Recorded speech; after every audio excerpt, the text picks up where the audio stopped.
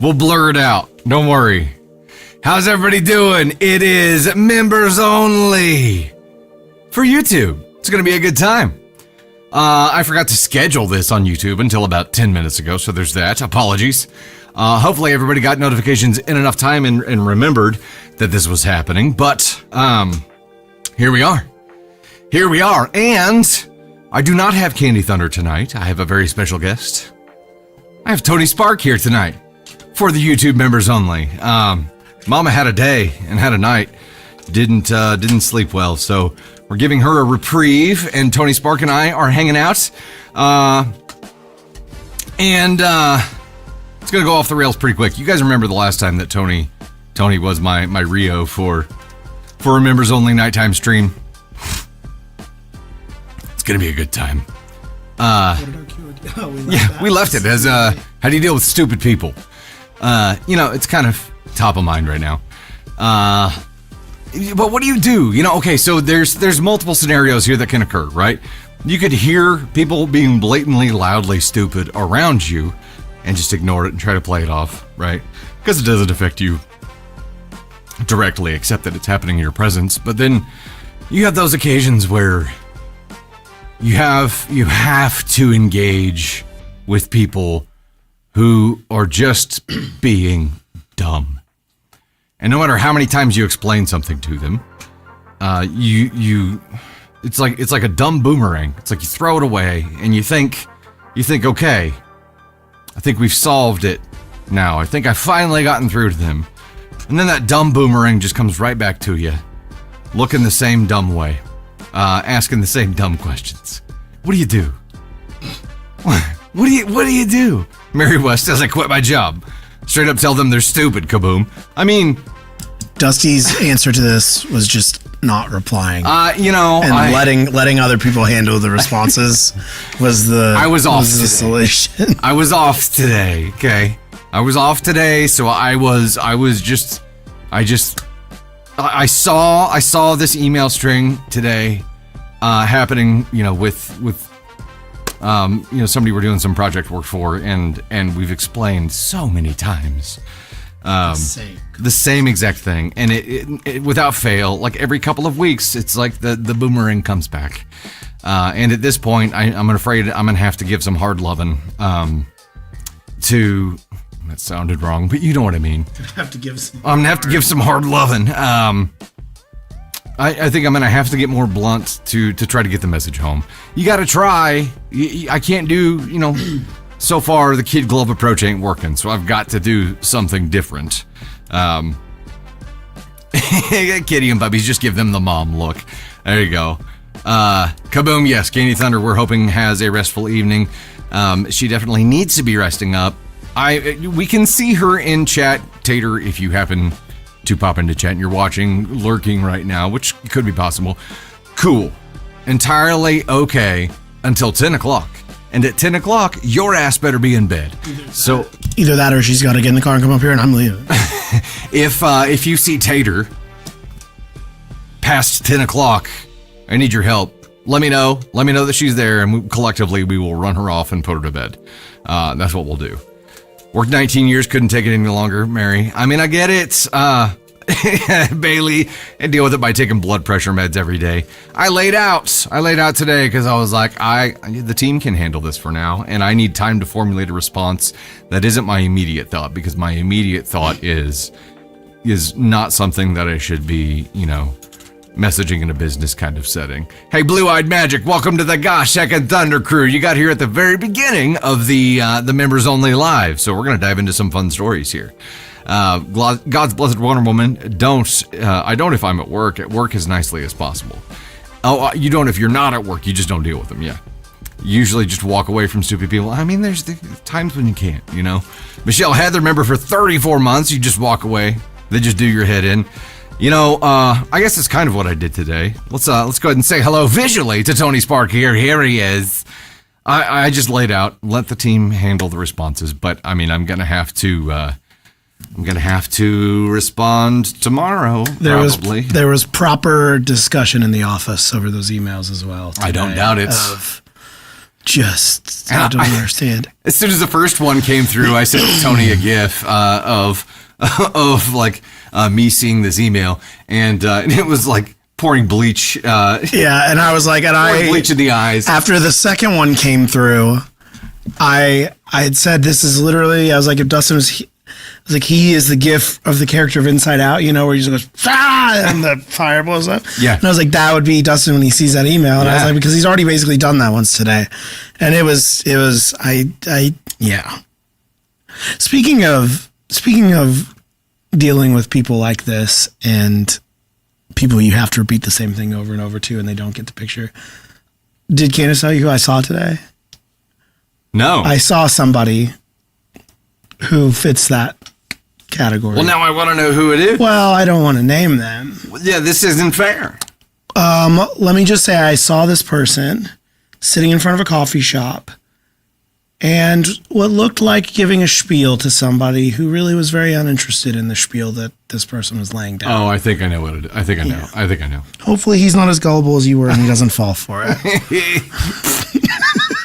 Pam Snow, member for 10 months, roll your eyes, attempt to help if needed, complain to friends and laugh. Life is an adventure. It is.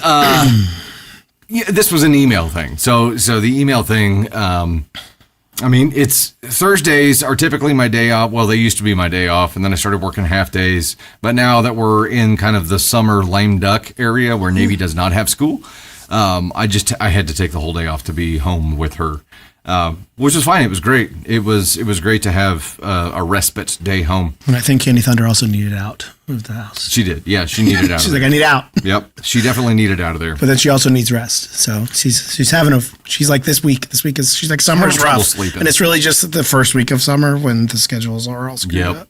Yep.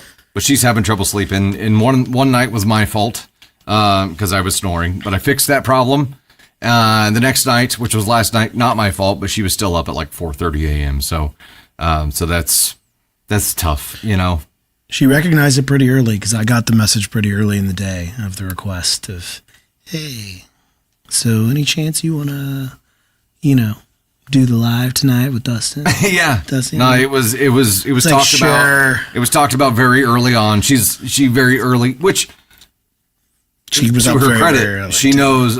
She knew she was planning ahead. She's like, "There's no way I'm going to be able to do a stream tonight," because she knew she also had to take Navy to Little Miss Cheer, which was night 2 of their practice. Tomorrow night is the performance, so I had to be home because we had an electrician coming to do some work. So it was.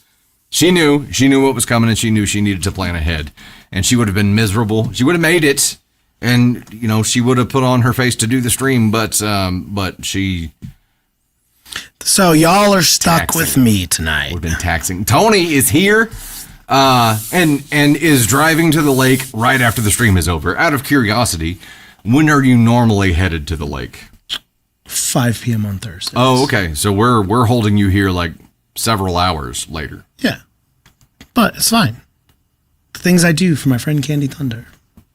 Your bestie. Your bestie. Yeah. Well, allegedly. I don't know. There seemed to be some question marks around that phrase yesterday. So I don't want to get into that. I didn't bring that up this morning when she asked. I could have been like, well, maybe if you wouldn't have. No, yeah. You guys are besties. It's a thing.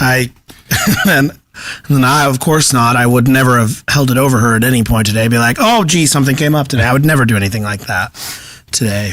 Hey, Mercy, completely understandable. I actually watched that with Navy today as well. So I've never seen it. You need to see I don't know if that I have an interest. K-pop Demon Hunters is a good watch even for an adult sans children. I don't know that I have it. It just really doesn't pique my interest, I was watching The Pit earlier, though. I'm trying to get caught back up on The Pit. I'm finally working on getting caught up on all the HBO shows because I'm logged back into HBO.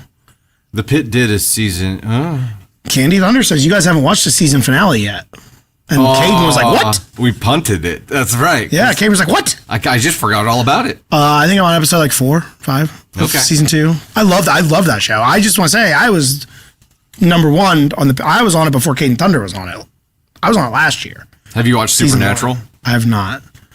I'm juggling a lot of shows right now because here's the thing. I got logged into HBO and I haven't been logged in there for probably 6 months, maybe a year. It's been a while. So you've been paid for it, but you haven't logged in? No, I share with somebody. Okay. And so I just hadn't got it hooked You up mean to you the computers.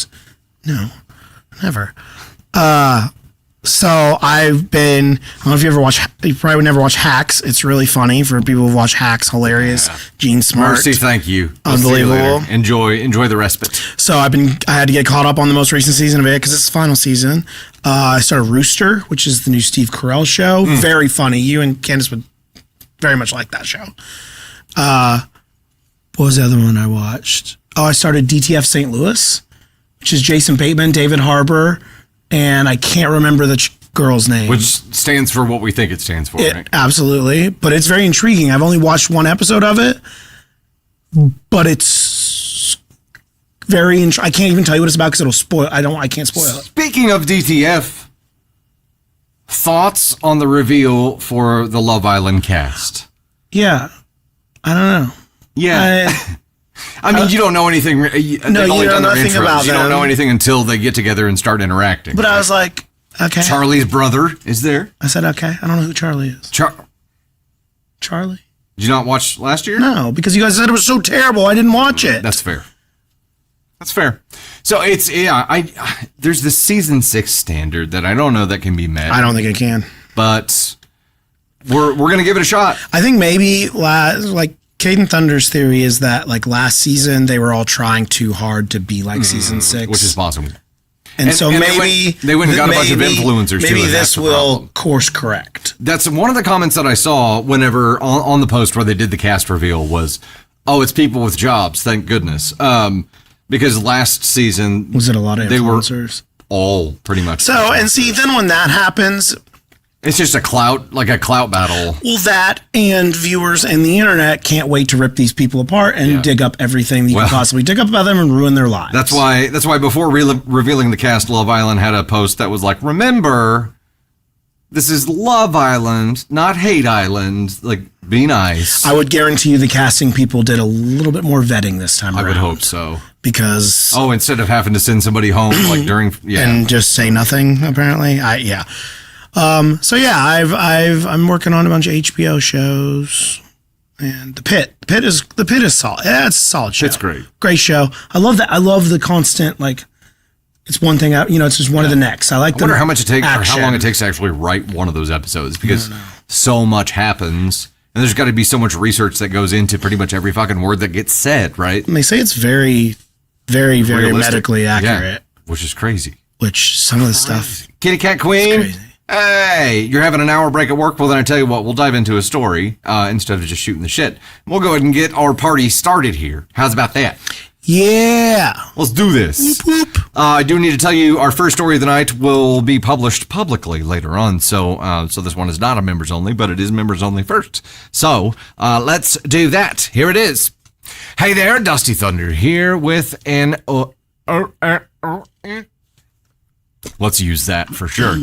Hey there, Dusty Thunder here with a story for you. This is Am I Overreacting for Refusing to Back Down from Insisting My Fiance is Wrong for Leaving My Dad with the Bill?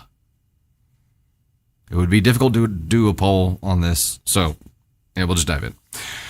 All right. Am I overreacting for refusing to back down from insisting my fiance is wrong for leaving my dad with the bill? My fiance invited my parents, his parents, and me to a very fancy dinner, $40 for the cheapest item, to celebrate our engagement. He picked out the place, but he only told me the location 3 hours prior to going, no further details. He likes surprises, so I was fine letting him have this. We had a lovely time during dinner. We excused ourselves early due to his working in the morning. I asked him if his parents were going to take the bill, to which he said they're adults, they'll figure it out. This didn't sit right with me, but we were already gone, and I really thought his parents would cover it. When I saw my parents later, they were acting subdued, and I figured something was wrong. When I called my dad the next day for unrelated reasons, he told me an uncomfortably long amount of time had passed, and no one had touched the bill, which had arrived before we had left. He and my mom eventually ended up splitting the bill, which was a total of $600+. My parents stated that they were bewildered and disappointed and asked that I pass that along.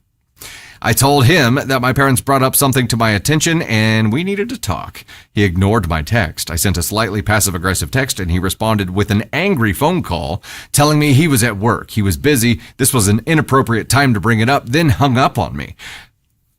Nose itch, sorry. I didn't like that, so I called again and received a very similar response. We didn't talk until he got off work, and then he acted like everything was okay. I mentioned talking about the dinner again, and he got very mad. The next day, I got radio silence. He always sends me a good morning text, even when he's mad, but nothing. I called him on my way to work, and it went to voicemail. I tried a couple of minutes later so I could leave a voicemail, and he picked up, sounding very annoyed. I tried to offer an olive branch, stating we need to talk about it, but wanted to wait until we could see each other in person and wanted peace until. He responded that he was too busy. I was putting too much stress on him and hung up. I was sick and tired of trying to mediate the situation and did not text him. When he got home from work, he called me. It started great, but then he went into how I was making too big of a deal of this. I asked him who he expected to pay for dinner, and he straight up told me that he had expected my dad to cover the cost of a $600 plus bill. He said because I knew that he had planned something and that he had taken the initiative to make the reservations, that he did not have to pay as it was not a surprise to my family. I tried to tell him that some surprises are nice, like getting invited to a nice dinner, and some are not, like having to pay for said dinner. He said that if he had invited his friends to dinner, they would have paid for themselves. I told him this wasn't his friends, this was his family. We hung up and I sent a final text. He has not responded since. So, am I overreacting? Top comments? Not overreacting. This is a great preview of what marriage with him would be like. He's not a good guy. He's fine taking advantage of other people, and when you try to talk to him about it, he acts like a jerk and doesn't take any accountability. The great part is you learned this before marriage, not after. If you love this behavior, then get married. If you don't want to be with a jerk like him, then break up. 2, it's not even about the assumption that her parents would pay. It's how he handled everything afterward and how she is already used to it. 3, agreed, and also the fact that his parents didn't offer to pay either says a lot about how he was raised. If you invite people, you pay. If you're inviting someone out to dinner, you are inviting them. You are essentially the host of said gathering. If anybody is going to pick up the tab, it better fucking be you. Yeah. Yeah, I mean, or you just be like, hey, you guys want to go to dinner, and you just everybody pays for their own, right? Everybody's paying for their own, but if somebody's going to pay for everybody, if you want to surprise everybody and be like, hey, it's on me, like that's fine. Surprise, it's on you. Like, and then to go into this and be like, I can just imagine the awkward silence of sitting there when the guy. Also, when they take your order and stuff, usually they want to know how you're doing the bill. Probably not at a super fancy restaurant. But at some point, they're asking how you do the bill. At some point, they're going to ask how you're doing the bill. Unless maybe, this guy, the restaurant could have assumed this is the dad, but apparently there were a couple dads there. Well, they just put it in the middle of everybody and they just left it. But the bill was there before OP and fiance left. And that, if you're the host leaving before everybody else, you at least are paying for yourself, not just sticking it to dad. And this was the plan all along. So tell me, what's wedding planning going to be like? Oh, he is fully prepared for dad to pay for everything. Anything wedding related. He's like, the bride pays for it. He's going to pay for it. Yeah, father and bride. He's going to pay for it. Which is kind of like, an engagement, like a dinner to celebrate the engagement. It's wedding adjacent, therefore dad pays for it. That's his mentality right now. Yeah. So this is going to quickly become a Ross Geller situation where Emily's parents are trying to renovate their wine cellar and putting it on dad's tab. It's freaking crazy. This is not, I think the one commenter says it you're seeing a lot into who this guy is and is going to be. And when you say the fact what he did there is one thing, but then his reaction to how he handled it afterwards is an entirely other red flag that makes him an ass for a whole different set of reasons because of how you handled it like a fucking child, and be like, I'm just going to ignore this and it's going to go away and I'm not going to answer you, and then getting mad at you, getting mad at OP and being like, what? I don't understand why you're making such a big deal out of this. He's the dad. He could pay. He got emotionally abusive. You didn't go to In-N-Out Burger, bro. You went to a place that's freaking $600 for a bill. He got emotionally abusive afterwards, and I'm initially got stuck on the whole bill thing because I have strong feelings about that. But it is how he behaved in the relationship afterwards that was the much bigger red flag here, and definitely the more Ascon scale climbing offense. What do you guys think he's at? Not necessarily for the dinner part of this, but how he behaved afterward. That is the bigger deal. I think the way he behaved afterwards, I think if you average the two together, he's at 1. I think. Average the two together? I mean, you take the two situations together. You think put he was them black together. hole? Well, I guess not black hole. Ascon 2. I don't know. I just think both Ascon 1. I just think putting them both together is an Ascon 1. Yeah. Because I think the way you sat there, the way you basically set up her parents, and also, again, where were his parents in this? His parents were sitting there happy to let him take the bill too. I'm guessing they had a conversation beforehand. Well, and I saw somebody. He learned this behavior from somewhere. Trisha right? says the same. Every time we go out, my kind of quote unquote extended family, I guess, like it's always a fight between the son-in-law and the father-in-law. Like, no, I'm paying the bill. No, and they will have like arguments over who's paying the bill. Like, and to where it almost becomes a game of who can flag down the server first and be like, see, I remember you like, you do not give this him the is fucking where bill. Do you understand? being You do not give him the a bill. server in my past life comes in real handy. Yeah. Because like I know how to get to them before it gets to the table. And this happened the other day, and I might be the asshole for how I handled this. But it was dinner after Navy's preschool graduation. We were at Red Lobster with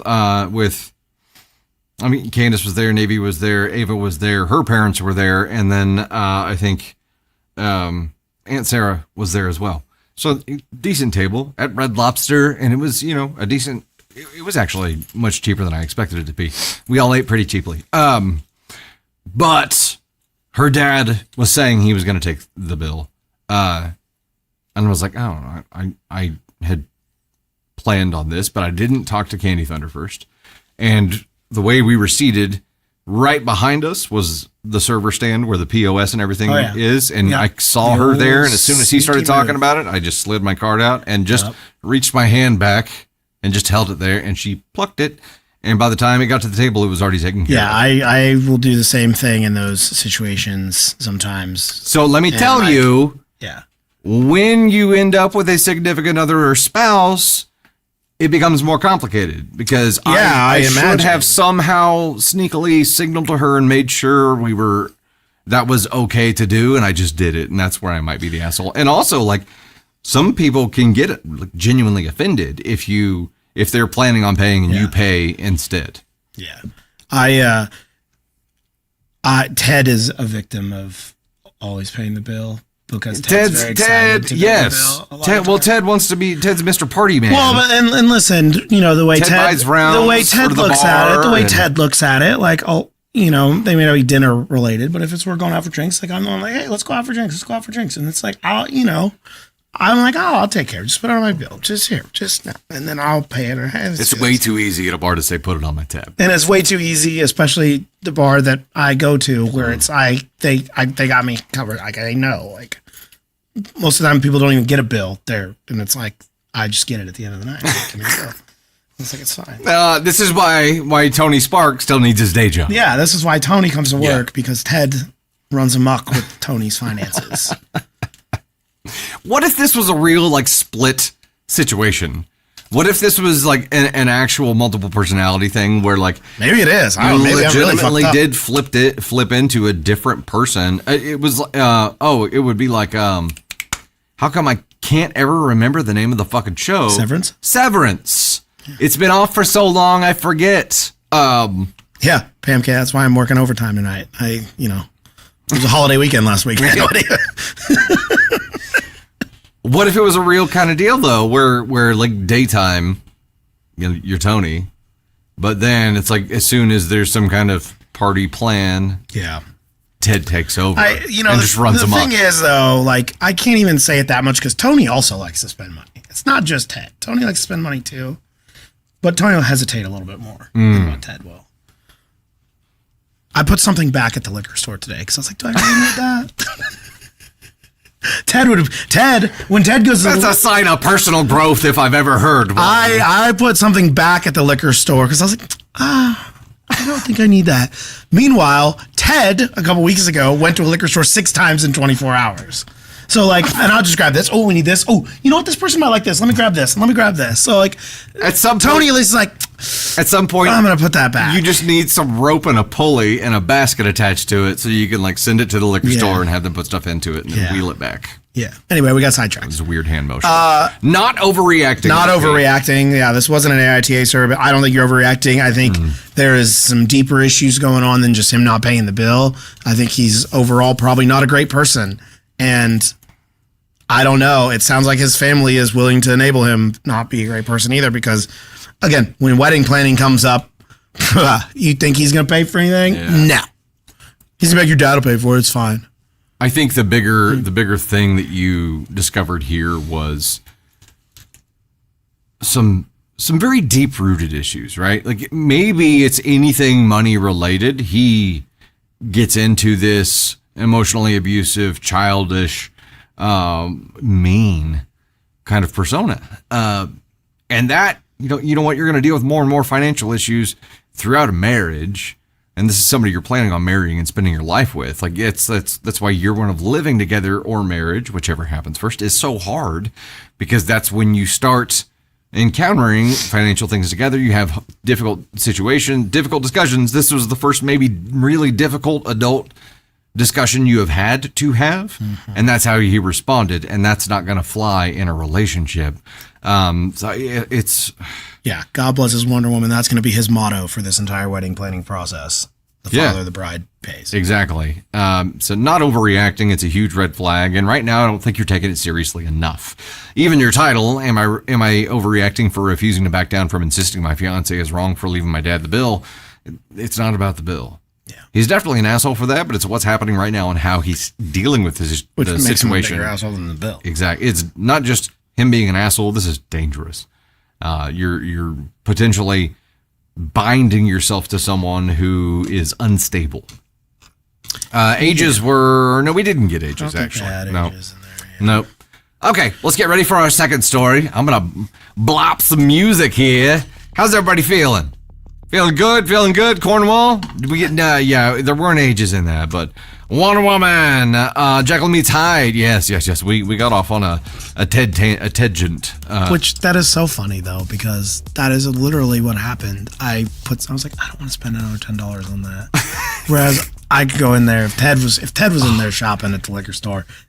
We'll get sure. We need this. We need this. We need this. Need it. Need it. Gotta Need have it. it. Gotta have it. Let's Worth it. try this. Who wants to try this? Let's Worth try it.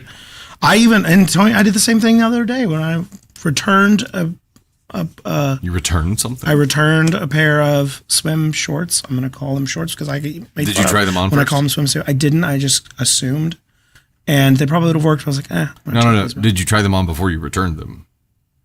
Yes. Swim trunks? Well, I didn't. Did they have the mesh? Yes, and I had. It was not You didn't free ball them? correct. Okay. Because like women's swimsuits, they have like the little Yes, liner peel thing. They which don't have these that in dudes' things. They had the built-in. The mesh. No, like the built-in like underwear, I guess. Basically. Yeah. Oh, nice. Which nice, is not- nice. yeah. Yeah. So Hybrid shorts. I've Yes. got some of those. So, and I was like, so I'm going to take these back. So I went to return them because I found another style that I ended up buying a pair of last time and they were great. Got a lot of compliments on them. I was like, I'm going to go get some more of that brand because Yeah. I had different colors. I circled this rack of this thing like 5 times because I couldn't decide what one, and I didn't know what color shirts would go with it either. And I was like, I think the only shirts that I have would go gray, but I don't want to wear gray multiple day shirts with different colors. So Yeah. it's a whole thing. So I put them back and I didn't buy them. Whereas understand. I could have just bought them. I went through an era, and it's kind of the summer era, but I will wear like more colorful shorts and stick to like black, white, gray tops. Or cream. Cream's a fun one to throw in there too, as you're starting to expand your stylistic palette there. Yeah, these are very nice. More Like, colorful bottoms and neutral tops. That's a fun way to go. yeah. So it was nice. And wear they're nice gray shorts. multiple And days. they That's have a ton totally of them there. So, and I can get them all. I can go back. If I find a shirt that I think will go with it, I can do something like that. But I will see. But again, that was an example of do I need to spend this $18? Probably not. So I put them back. And they're only $18. So Quick that was a good deal. quick QOD for everybody here. what is the most expensive bottle of booze you've ever bought?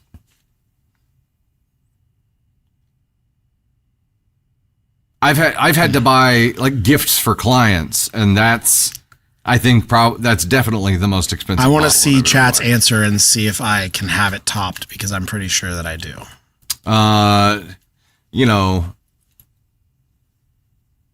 curious chat. If anybody has bought an expensive bottle of booze for a celebration or a gift, or it doesn't matter. Tony's look says I don't want to say. Yeah, I don't think anybody's gonna have you. Mine has a comma. Oh shit! Mine has a comma. Pam, a 3 foot tall Dom Perignon. Mine has a comma. Oh my! Yours has a comma. Yeah. Just one. Yeah. Well, thank goodness there's that.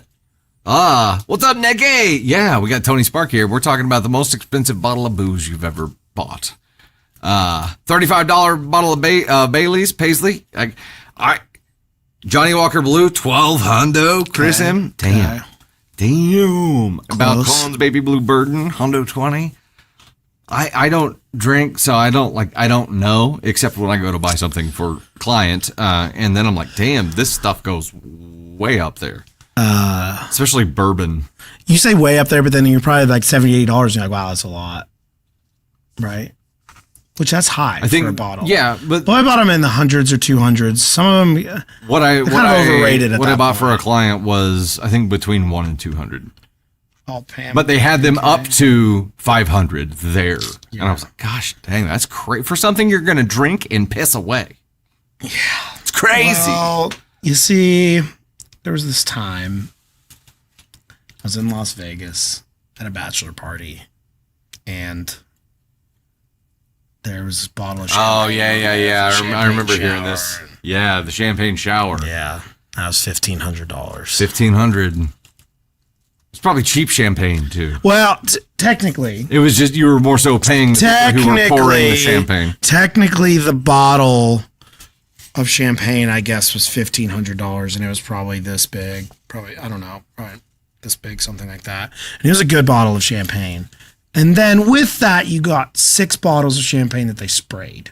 So we didn't even drink that. Okay. Technically, yeah, it was. But I don't drink on. Listen, I've drank, not that I've paid for. I've tried very high dollar bourbons that have commas in them, and tried them. I think they're overrated. I don't get it at that point to like something to. That was more for the experience. Like that was more for the experience. So we bought it. I'm not going to spend that money. Like I drink Tito's, so like I drink a 30. You know, you can go buy a big bottle of it for $30. Like that's it. Wait, Nikki, Sea of Thieves. I've heard that that's really good. Dr. Sweet, you just caught up for the last story. You wouldn't be surprised if the fiance said that they'll take care of the rehearsal dinner, then leave the bill with Opie's parents. Yeah, I think that's the theme we're seeing here. There's a bottle at $800 in the case, Trisha. It's just it's crazy. Yeah, I don't. Bourbon's freaking high. I failed at dry January this year. It was not, to be fair, it wasn't my fault. I was trying. And then there was a birthday party on January 2nd, and I was forced to go, and I didn't want to go, and I was forced to go. And a party when you're forced to go to, if you're forced to go to it and you can't drink, like that's not going to work. So I had a beer. And then I was like, well, at that point, I've ruined it, so I might as well just hit her hard. Broke the seal. Might as well just hit her hard. I made it like 48 hours. All right, second Next story. story, please. Are we ready? This is the one. This one has multiple updates, so fair warning. Oh, I did read this. This is the one I had to read. Tony Spark read this one ahead of time because he was worried he wouldn't be able to lock in for a multiple update story. He's not used to these member exclusives. Am I overreacting for giving my girlfriend an ultimatum because her newly single best friend has basically moved in to our apartment? Originally posted May 26th, 2026. Fresh. Damn. Hey guys, right now I'm getting text from my girlfriend and we're still fighting, but wanted to take time to post this because I meant to do this days ago and completely forgot. So for some context, I'm male 24, have my girlfriend. We're going to call her Kelly, female 23. I've been renting our first apartment together for 8 months and she has moved in already. And I know some people think we should be married first, but I've known her for years and I trust her enough, or at least I kind of have until now. Things were really great until recently, but in my opinion, the biggest problem in our relationship has occasionally been our her childhood best friend, Jude, male 23. She and Jude have a small history of not respecting boundaries, at least I've heard from one of their mutual friends, as well as noticed at times personally. Though it has never been as bad as it is right now, since Jude has had a girlfriend who kept him busy for the longest time. Around 3 weeks ago or so, Jude and his girlfriend had a breakup. Since then, my life has been a nightmare. Jude can't handle being alone, so he uses our apartment as his little hangout spot. Comes over every day at 2, then stays through dinner and doesn't leave until late at night. Our routine is ruined. If I want to watch Netflix with my girlfriend, Jude's already on the couch. If I try to cook dinner for her, then bro is at the table eating our food. I haven't had any alone time with Kelly since he broke up with his girl. I try to be patient because I know Jude is heartbroken and I've been through an ex who dumped me, but it's really getting out of hand. I feel like a guest in my own home. Last night, he was still on her couch at 11 p.m. scrolling through his ex's Instagram. I hinted at Kelly that it was time for him to go. She ignored me. So I told Jude it was late. I had an early morning. Jude looked hurt and left. The second he was gone, Kelly turned on me and lost her freaking mind. She said I was not being nice or empathetic and didn't care about Jude's feelings. I told her there's a difference between supporting a friend and letting him take over our relationship and space. I pay half the rent to live with her, not to have a third roommate. The argument got worse. I finally told her she needs to set boundaries with Jude or I won't let him come over at all. Kelly then decided she was going to call me toxic. This morning I was added to her group chat. Her friends are roasting me, saying I'm both a horrible partner and cold-hearted. Nobody except my parents and my friends, whom I don't share with her, is on my side. But I feel like I am justified because who wants someone butting into their life for almost a full month the way he has been? I feel like I'm going crazy. I don't think I'm asking for much, just some days where my home feels like my home.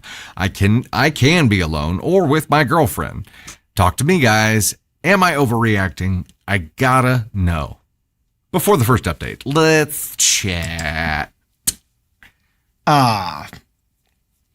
Dude, if they got a history. Yeah, that's kind of I'd be a little worried about that. Also, I feel like it's not too much to ask to be like, listen, this dude's here all the time. Like, we need some space. Like, we need a little, like... Dr. Sweets, okay, I want to dive into this with you specifically. That line, too, yes. Okay, so Dr. Sweets says the I won't let him come over wasn't the best thing to say. Let's talk about that for a second, because when he said it, my first thought was, okay, there's a boundary. It is a request with a consequence, which is needed here. Otherwise, you're just going to stomp all over him. But What should that consequence have been? It shouldn't have been, I won't let him come over because they live together now and he's pretending like she doesn't have any say in that? Curious. What would you have said in that situation? Wait, which one I said to what? When creating the boundary that like he can't come over, or this is out of hand, it has to get toned down, or what? Or I'm out, or I either say I'm out or you're out. Like, we're like, this is because this is hurting their relationship at this point. Like, understand this guy's he's your best friend. Cool. Great. Love that for you. So, but this is at the point now where it's affecting our relationship with each other, and it's a problem. Like, it's a problem. And if you don't care enough that it's a problem, what are we even doing here? Because if you can't recognize, she's saying OP's not being empathetic or feeling for his feelings. He's like, well, you're not giving a shit about my feelings and how I feel about this situation. Okay, here's the flow chart as I see it. Jude is Kelly's number one. Yep. OP is Kelly's number two. Kelly is Jude's number two. Kelly is just Jude's backup. Mm-hmm. He's her fallback, or she's his fallback, and that in OP's position would be the angle that I would take. It may not be the right thing to do, but I would be like, hey, don't you have any respect for yourself? Because from what's happening right now, and from what I understand from your friends, you're just his backup. You're his fallback. And you're sitting here now jeopardizing your relationship for somebody who's only up your ass right now because his girlfriend is gone. As soon as he has a girlfriend, he's gone again. Don't you realize that? And right now you are sacrificing our relationship for somebody who thinks you're their fallback. And I think the other shitty thing that's happening right now, Kelly her adding him to the group chat so all her friends could shit on him is an asshole. That is a shit move, and that's an asshole move. That's an act of war. That is, and saying, me and my friends are just going to bully him into saying he's wrong is what's happening. So, and that's what she's and maybe Jude is like, maybe Jude's sitting there going like, hey, and hey, what's the phrase? Misery loves company too. So Jude's miserable. Maybe now he's going to try to go fuck her shit up. So that way he can be like, look, we're both single together now. Maybe that is his plan. Maybe that's his plan. To drive a wedge so he can have her as because this is ridiculous. Why would you, anybody who actually cares about a relationship and cares enough about your partner is not going to add you to a group text with all your friends and tell all your friends, here, I'm going to add him to the group chat. Tell him how bad he is for doing this. Okay, let's that's a bad deal. That's a big red flag. But Dr. Sweets says, I agree with Tony. I would just be like, if this doesn't change, then I'm out. I'm out of this relationship because I didn't sign up for 3 people in this relationship. It's not a throuple. It's 2026, but we're not throupling right now. It would actually be, you're out because his name's on the lease. True. She moved in with him. Pack your shit. Pack your shit, girl. All right, let's dive into the update. Update number 1. Next day, May 27th, 2026. Hey guys, honestly, I didn't expect to be posting an update this soon, but it's been roughly 12 hours since my last post, and shit has fucking exploded. I've spent the majority of today out of the apartment, and I honestly just needed you guys to tell me that Jude wasn't just a third wheel to our relationship, but a replacement partner in Kelly's life to feel secure enough about herself. You guys were 1,000% right. So last night, after I walked out of the apartment, Kelly blew up my phone. It was a cycle of her crying, then yelling, telling me that I abandoned her in the middle of a very important conversation. I didn't respond to any of her texts and just gave myself some space to collect myself. Apparently, my ignoring her drove Jude insane. So about 30 minutes ago, I got a massive self-righteous text from him. He somehow got my number, definitely told to him by Kelly after I left, and said, look, man, I know you're upset, but walking out on Kelly is low. She's been crying her eyes out over your toxic ultimatum. I'm only staying on her couch for her safety because she's such a mess right now. Good. You need to grow up, head back to the apartment and apologize to her for upsetting her over how she's supporting me. If you can't support your partner when times get tough, then you're not ready for an adult relationship. Says the guy who just got dumped. Which, for starters, obviously shows that Kelly immediately called Jude and spilled every detail of our personal fight. And for another, the sheer audacity of this man who pays absolutely nothing for our apartment to tell me I need to apologize to my girlfriend for not wanting to be treated like a fool was the straw that broke my patience. I didn't even waste time responding to him. I took a screenshot of his text and sent it to Kelly and wrote, the fact that your idiot friend feels like he has the right to tell me anything about our relationship, our home, or my boundaries has completely solidified this decision for me. I told you Jude was becoming a part of our relationship, and your response was to have him come back to console you after I left. I need you to understand that this lease is in my name alone, and I am not leaving my home for you. And I expect you to pack up your belongings and make whatever plans to get your and Jude's things out of my apartment immediately. He seems to love your space so much, I'm sure he'll enjoy helping you move into his place. Yeah. Then shit hit the fan instantly. Kelly started calling me repeatedly, and when I finally picked up, she was sobbing. She insisted she didn't know Jude would text me and that she was only venting to him because she was lonely and had told him to leave the second she saw the text. She was begging me and saying that she would tell him he could never set foot in the apartment again if this is what it took to fix things. Oh, because now she knows she's getting kicked the fuck out. The fact that she's only backpedaling because she's about to be forced to sleep on the couch with Jude, however, shows that she doesn't truly grasp why what happened was wrong. Even if Jude leaves the apartment, her complete inability to keep our relationship sacred and our private business between the two of us is something that will never change. I'm headed back to the apartment now, and my buddy is coming with me just to witness everything and make sure no drama goes down when I officially kick Kelly out. It breaks my heart because I truly loved her, but I can't spend my life competing with her childhood best friend for the right to sit on a couch I pay for in my apartment. My couch. Thank you, everyone, for validating my sanity last night. I'm taking back my space. Comments by OP, running like Gump right now. Gonna wait to get back out there, 100% feeling like I rushed into this relationship and regretting it now. Comments, OP should try it again with her first and see if she brings Jude back around. OP says the thing is she doesn't truly want that because I tried setting those boundaries and telling her I need him out. She plain refused until I told her I was breaking up with her and wanted her out too. There's another update, but first, let's chat. I mean, and OP's right. Like, she doesn't want that because he before you got to this point, like, now the only reason why she's saying, "Oh, I kicked him out. He's never coming back," is because you said, "Okay, I'm done." And she's like, "Wait, I wasn't ready." And for her to say that she didn't tell him to text me, bullshit. I call bullshit on that. You may have been venting to him, but he'd be like, "You want me to text him?" Like, yeah, you should. See if you can talk to him. Maybe he'll see how bad he's being. No, yeah. I call bullshit on that. I think that conversation happened when he came up for air from in between her legs. He was like, Jesus. Do you want me to text him? Yeah. Okay. Dustin. You know what I mean? That's like, this is fuck. But again, him inserting himself. Single shit. Him inserting himself into their relationship again. Their relationship. Inserting himself in their relationship.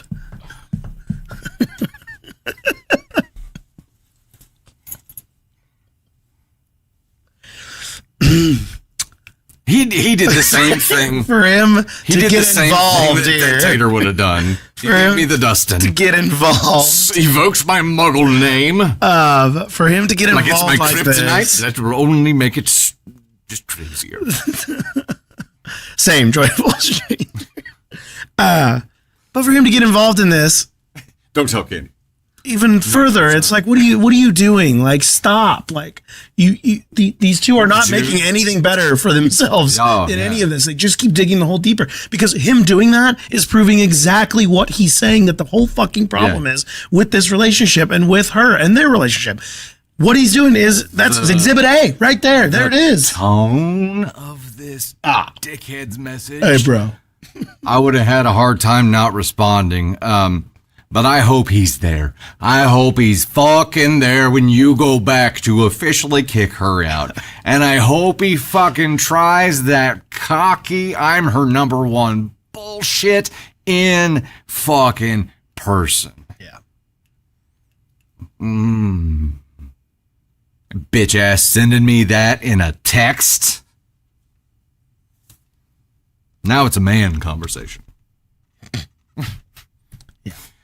Yikes. My frustration is that OP very explicitly said, I want you to have this conversation. I want to have this conversation with you, and I want to have a relationship. I want to communicate. She was like, let me get my friends. Yeah, I mean, she's the this whole of you gave her an ultimatum. No, he's tried multiple times to have a conversation. Like, she's like, you left it in the middle of an important conversation. She's like, no, you are the one causing this fucking problem. She has an immediate subreddit. Her friend Gaggle, every time anything happens in a relationship, she would be like, here's what happened. Isn't he such an asshole? And they'd be like, yeah, fuck that guy. And then she's like adding him to it. That group chat has to be insufferable. Can you imagine that group chat? Can you imagine the shit talking that goes on in that group chat? I mean, clearly she added him to it so they would shit talk him.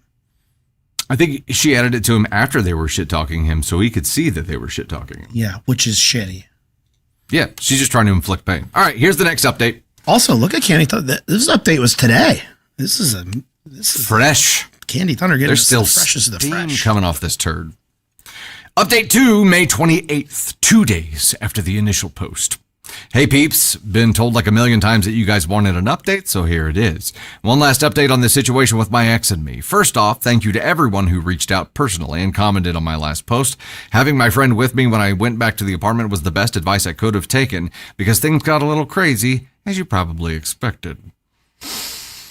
When we walked into the apartment, when we walked into the apartment, Jude was gone, thankfully, because I don't really know what I would have done if he hadn't. I would probably be in jail right now if I saw his stupid face. True. Which is what you said. There's that part of it. While Kelly was also not there, she walked in not too long after. The second she saw my friend with me, she knew that I meant fucking business, and she was not going to be able to talk her way out of this or start crying and try to manipulate me. So she didn't scream or yell. She just asked my buddy if he could give us 10 minutes to talk alone. I nodded to let him know it was cool. Mistake! You bring a witness and then dismiss your witness. Major. Once the two of us were alone, she asked me if there was really no way to get past this. She felt like this was a stupid argument and it wasn't a reason for us to break up. She had already obviously shown and made it very clear how she felt that she didn't take it seriously or truly understand where I was coming from. Even though I did know her feelings about all this, hearing her say it like that just further showed the lack of respect she had for me and how far apart we were in our relationship now. I really wanted to crash out and go wild, but in the end, I really just didn't have the energy, and I didn't want this to go on forever. I calmly listed out all of my issues again, which was her having her best friend, who I did call her pet, because he basically is, take over our house and ignore every single complaint I had about it. I also let her know that it was wrong of her to add me to her dumb little group chat and have her friends jump me. Honestly, it was none of their business in the first place, and that was what was going on in our lives. Last but not least, in our last argument, she once again disrespected me by having Jude over and having him text me and talk down to me. She apologized for everything, but it doesn't matter to me anymore because I'm not going to cave just so she can keep disrespecting me.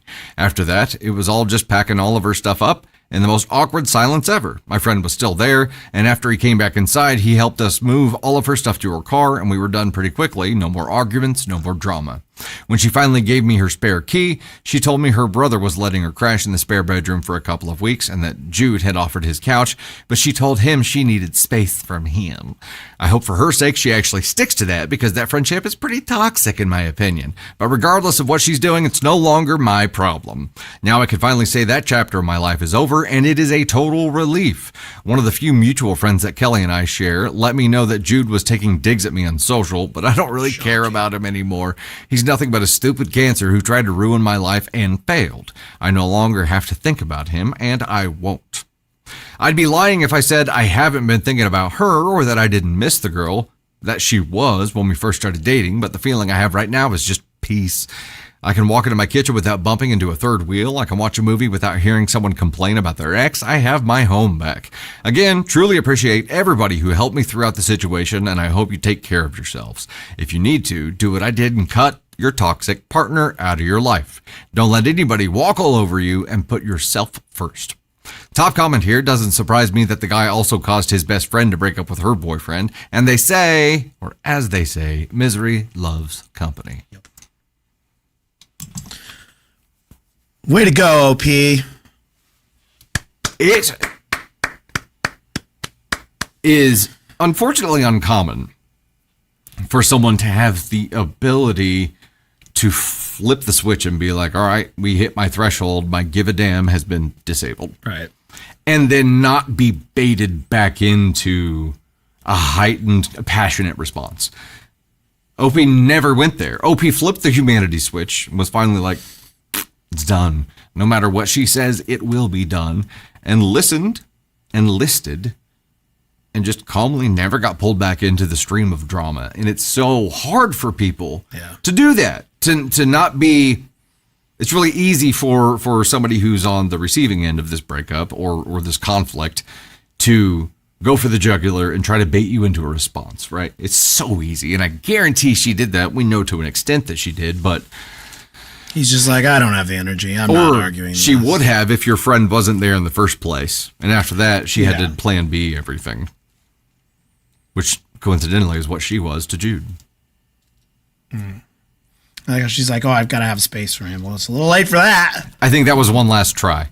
I think that was one last attempt. Little, like dangling. She was thinking OP was going to be like, really? It's like, yeah. I mean, if you're willing to do that, then I think there might be a chance. He's like, oh, that's good. Probably a good idea for you. Like, Dr. Sweets, I understand. I understand completely. That would be a very uncomfortable situation to actually be in. The beginning of the show New Girl. Oh, yeah. And yeah, that's what the show is for a little bit. It's just witness this uncomfortable situation.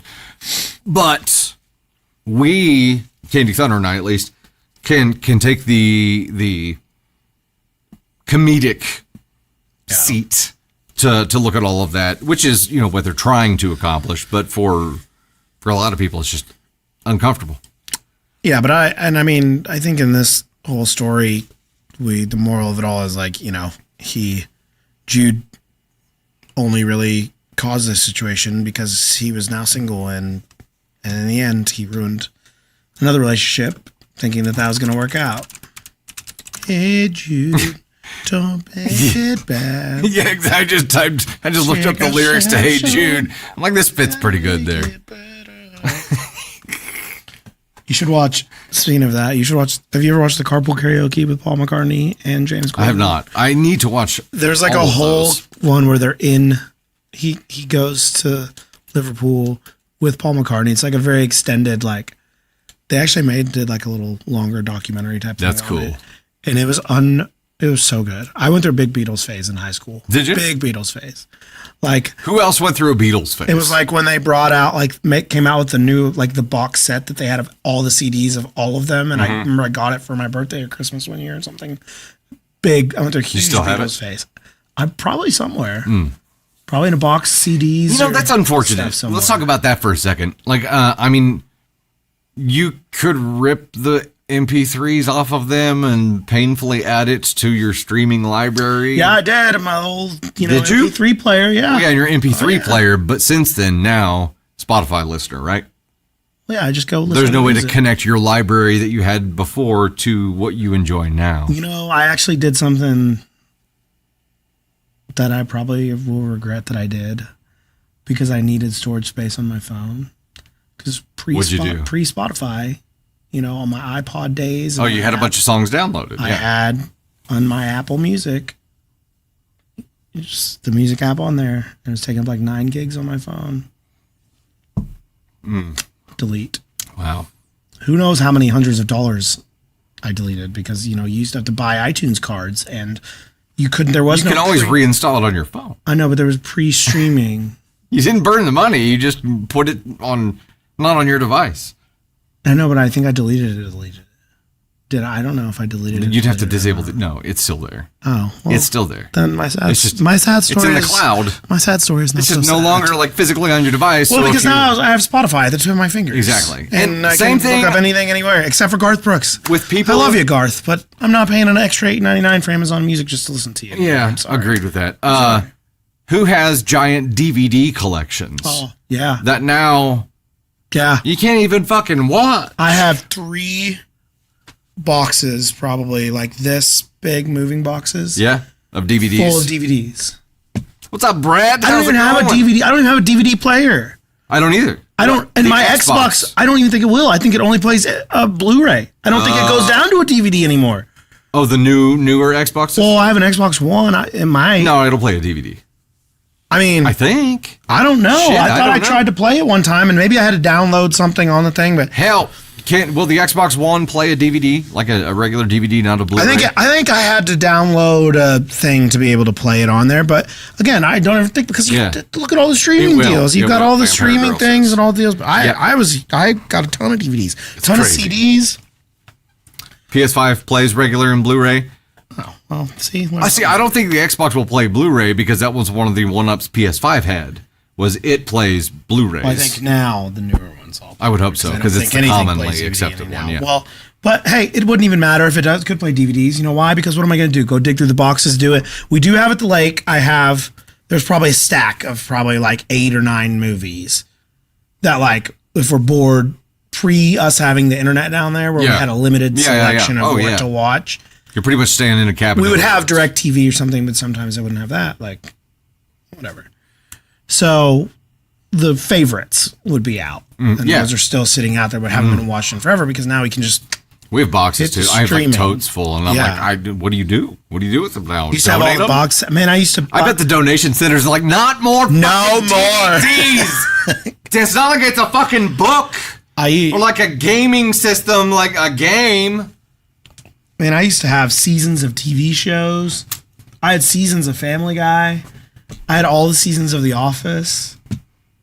I like all the DVDs. I was a big DVD. One day they're going to be insulating houses with DVDs. Seriously. I mean, and now it's like, what do I do with What? them? Yeah. What else do you do with them? And I brought the boxes from Juliet. from the barn at the lake to the house, thinking that we would, watch the DVDs Yeah, every now and didn't then. happen. And they're just sitting in my closet. We never do it. I know we've got a bunch. Candy Thunders folks have a bunch. It's like I don't know. What are we ever gonna do with these? Then Can recycle or them? then you'd scratch them, and then it'd be a bad deal. Oh, you Then get you rid go of to that. I used to love going to the movie rental place on a Friday night when I was in high school. And Oh yeah, picking out a DVD or two, yeah. So when I went with my folks, I had a lot of late fees. it was still like the VHS days. So DVDs didn't. When did DVDs come out? When did DVD That's come? 90s. 97. Yeah. Yeah, that was 3 years before I graduated. So like, wow. Yeah, I was 5. you were 5 when the DVD came out. That needs to be like the new gauge of the new generational gauge. Were you pre-CD? I will say though, I did love the CDs. You used to have the book in the car, Yeah. with all the things and all that. But man, I BCD or, love having Spotify. Or ACD? Or are you a BCD or ACD? That's what. Or B DVD to A DVD. It's like BC or. I don't know what that. AC or I was BC. like, what are you talking about? Yeah, I was like, what are you talking about? These I used to quit love when I was a saying kid. When I letters. was younger, when I was a kid, I'd ride around with my cousin, and he had this cool jacked up truck, like one of those just really like you had to crawl into the thing, big truck. And when I was in grade school, and like I used to think that was the coolest thing in the Yeah, world. hell right? yeah. And then when I was it's young, like a- he used to take me with him to go drive around. And then when you take your cute little cousin with you, all the girls were like, "Oh, he loved that." And I'd go up there and we'd be like, "Are we going cruising for chicks tonight?" And he's like, "Yeah, let's go," because he knew he'd take me out for. He's like, "Oh, I'll take him for ice cream," and all the girls would be there like, "Oh, yeah." So he loved that. But I used to love. You were used as bait, which I respect. I used to have the CD, like he used to have the CDs, so I used to get to pick out all the things. And I remember burning CDs and all that. Yeah. But it is The nice. CD It is game. nice having Spotify whenever you want and play at. That should be a question sometime, like UOD. Yeah. Like, what do you? Well, I think we just- yeah, Well, no, we I'm just- like if you're Spotify, Apple, or Oh yeah, what's Like, your what's what's your your music streaming? streaming service? I'm a Spotify guy. You guys are Google Music. We are it's a YouTube, YouTube music Music, now. yeah. Yeah, YouTube music. It's so off-brand. It's such an Android user thing. To do. Uh, I love Spotify. all right, we ready for the next one? Yeah. Let's go, yo. Story number 3 out of 7. We got a ways to go, and we're at the halfway point. That was a long one. Okay, I'll pick up the pace a little bit to make sure we get all these stories in. Hey there, Dusty Thunder with yet another Reddit story for you. This one is a little bit different. It comes from Confession. I home-wrecked my own friendships because of my innocent appearance. Come again now. I, 24 female, basically ruined 2 friendships because I couldn't handle the fact that both of my closest guy friends got into relationships. I'll reread that. I, 24 female, basically ruined 2 friendships because I couldn't handle the fact that both of my closest guy friends got into relationships. This sounds horrible already, I know. So for context, there were 3 of us in a really tight friend group for years. Me, let's call them Ryan, 25 male, and his best friend Alex, 25 male. We all hung out constantly. Late night drives, getting food after work, random FaceTimes, clubs on weekends, etc. The problem is, I got emotionally attached to both of them in different ways. Confessed my feelings to Ryan a while back and got rejected in the nicest possible way because he already had a girlfriend. We stayed friends after, but it definitely changed things for me emotionally. I kept acting normal, but honestly I hated seeing him with someone else. Alex was different. I never confessed anything to him, but I also didn't want to lose him either. Can't even explain it properly. There was just something about him that made me feel safe and important. And once he got serious with his girlfriend too, I started feeling replaced by both of them at the same time. I would try to ask about all of his problems or get him to say meaningful things so I could hold on to them. It got worse over time. Whenever he brought their girlfriends around, I'd instantly feel irritated for no reason. I'd act supportive, but internally I was bitter that suddenly I wasn't the main person in either of their lives anymore. A few months ago, we all went out clubbing for someone's birthday. Alex got really drunk, like stumbling around, hugging random people drunk. At one point, this girl started dancing near him, and I literally encouraged it. I was laughing, hyping him up, and pushing him toward her while Ryan was somewhere in the club, and yeah, I recorded it. At the time, I thought it was funny, but honestly, if I'm being real with myself, part of me liked having something that could mess up his relationship if I ever wanted to. Nothing even happened besides the girl dancing on him. It was literally just dancing at a club. But the video angle made it look way worse than it actually was. Fast forward to a couple of months, and Alex and I had a huge falling out, mostly because his girlfriend hated how close we were and how he started distancing himself from me. And he started distancing himself from me. Ryan did that too, honestly. Suddenly I went from talking to them every day to barely hearing from either of them. Then Alex's girlfriend reached out to me because she was planning a surprise birthday dinner for him and wanted help inviting people. And I don't know what came over me, but I sent her the video. Oh my God, why? Basically just saying, thought you should see this. Okay. Everything blew up after that. She confronted him immediately. Ryan got dragged into it because he was there that night. Both of them realized I had kept this video for months, and suddenly our entire friend group was involved. Ryan straight up told me I needed therapy because I acted like if I couldn't have people emotionally, then no one else could either. Alex blocked me everywhere after sending a long paragraph basically saying, so many times we protected you, and the one time I was blacked out and didn't remember, you do this to me. He still doesn't know that I encouraged him to dance with that girl, but I crossed a line by intentionally trying to damage his relationship. The worst part is, they weren't even wrong. I think I convinced myself for a long time that I was just protective over my friendships, but really, I was jealous and angry that both of them were building lives that didn't revolve around me anymore. Now, Alex is done with his relationship, all because of me sending the video. Also, deep down, I always fear Alex might ruin something for me because I told him a lot, including about talking to married guys and seeing them because I had known them in the past. Honestly, I probably deserved this. Top comment, you didn't ruin friendships because of your innocent appearance. You ruined them because you got jealous, emotionally possessive, and weaponized trust when you felt replaced. Yeah, the title didn't really do... Yeah, no. Mismatch. Bury the lead. Another comment, you need help. Professional help. This isn't just a thing you did with them. You talk to married men.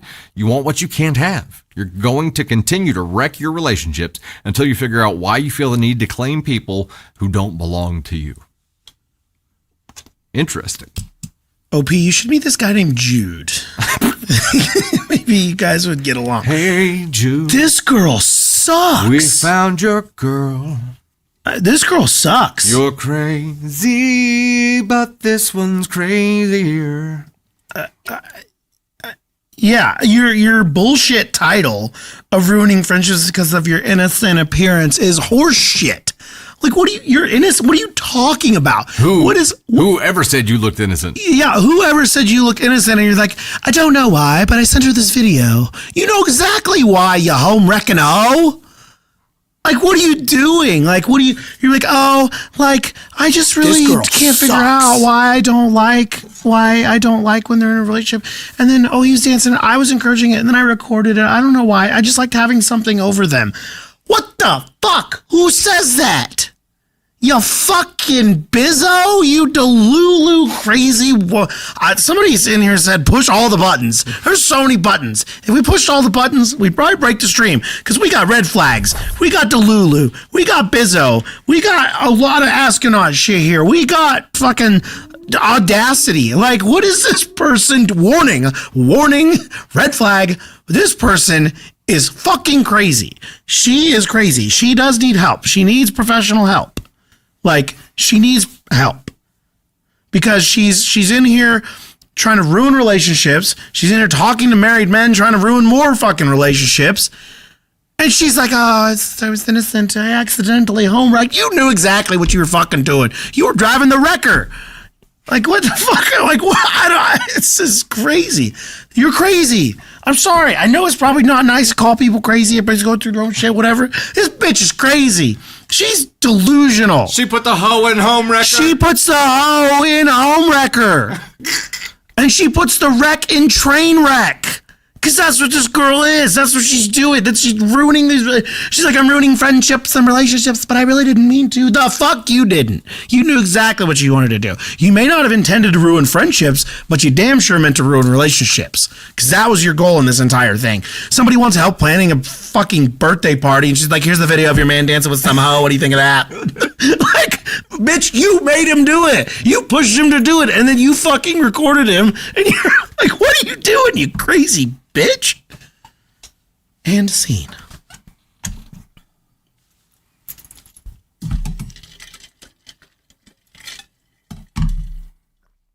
Thoughts? Not really. I do have this question though, because it's weird how she can be like, yeah, I've done all of these terrible things, and it's because I convinced myself if I can't have their attention, no one can. Yeah. So she's able to say that in like a reflective way. And she's probably talking to some married dude. That's where I'm confused, right? Like she's aware. She's aware. She's self-aware, but powerless. So, which is like an addiction kind of. Yeah, I mean that's what it sounds. She can you can't be addicted to attention? She can't help it, I guess, but she can't. I mean, can attention be something you're addicted to? I guess you can. You can be addicted 100%. to anything, right? Yeah. Okay. I mean, very well for someone so selfish, Aaron. Yeah. It's interesting. In Vampire Girl, yeah, it's like she's disassociating, and she's just like, I can see all this happening, but it's like an out-of-body experience, and I just can't stop myself. I mean, what is it when you know it's wrong? What you're doing is probably wrong, but you're going to do it anyway because you can't help but do it. Yeah, that's an addiction. Yeah. Yep. Interesting. So right now she's addicted to ruining relationships. She's just addicted. I think it's the attention. Addicted to having the attention of something she can't have. Like that's the high. That's the rush for her. Histrionic disorder. Interesting. Yeah. I don't know, but you pushed all the buttons because she's a multiple button person. This is crazy behavior. The person who says she needs professional help, she needs professional help. Yeah, 100%. It definitely does. Because you're just going to bounce through life doing this nonstop. I think she knows it, though. I think she knows she needs professional help. It's just, will she do it, or will she continue down this destruction addiction cycle? And then each time she does it, I know, I need to do something about this. I can't keep doing this. Oh, hey, how are you? Like that's, yeah. No, she'll go to therapy. She'll go to therapists and be like, see, he's married, and be like, so you're married, huh? Just the fact that if she would have had a male therapist, I think she would. Oh, 100%. Because it's something she shouldn't have. Right? Yeah. That's fucking A. I don't know if my feedback was constructive or not, but.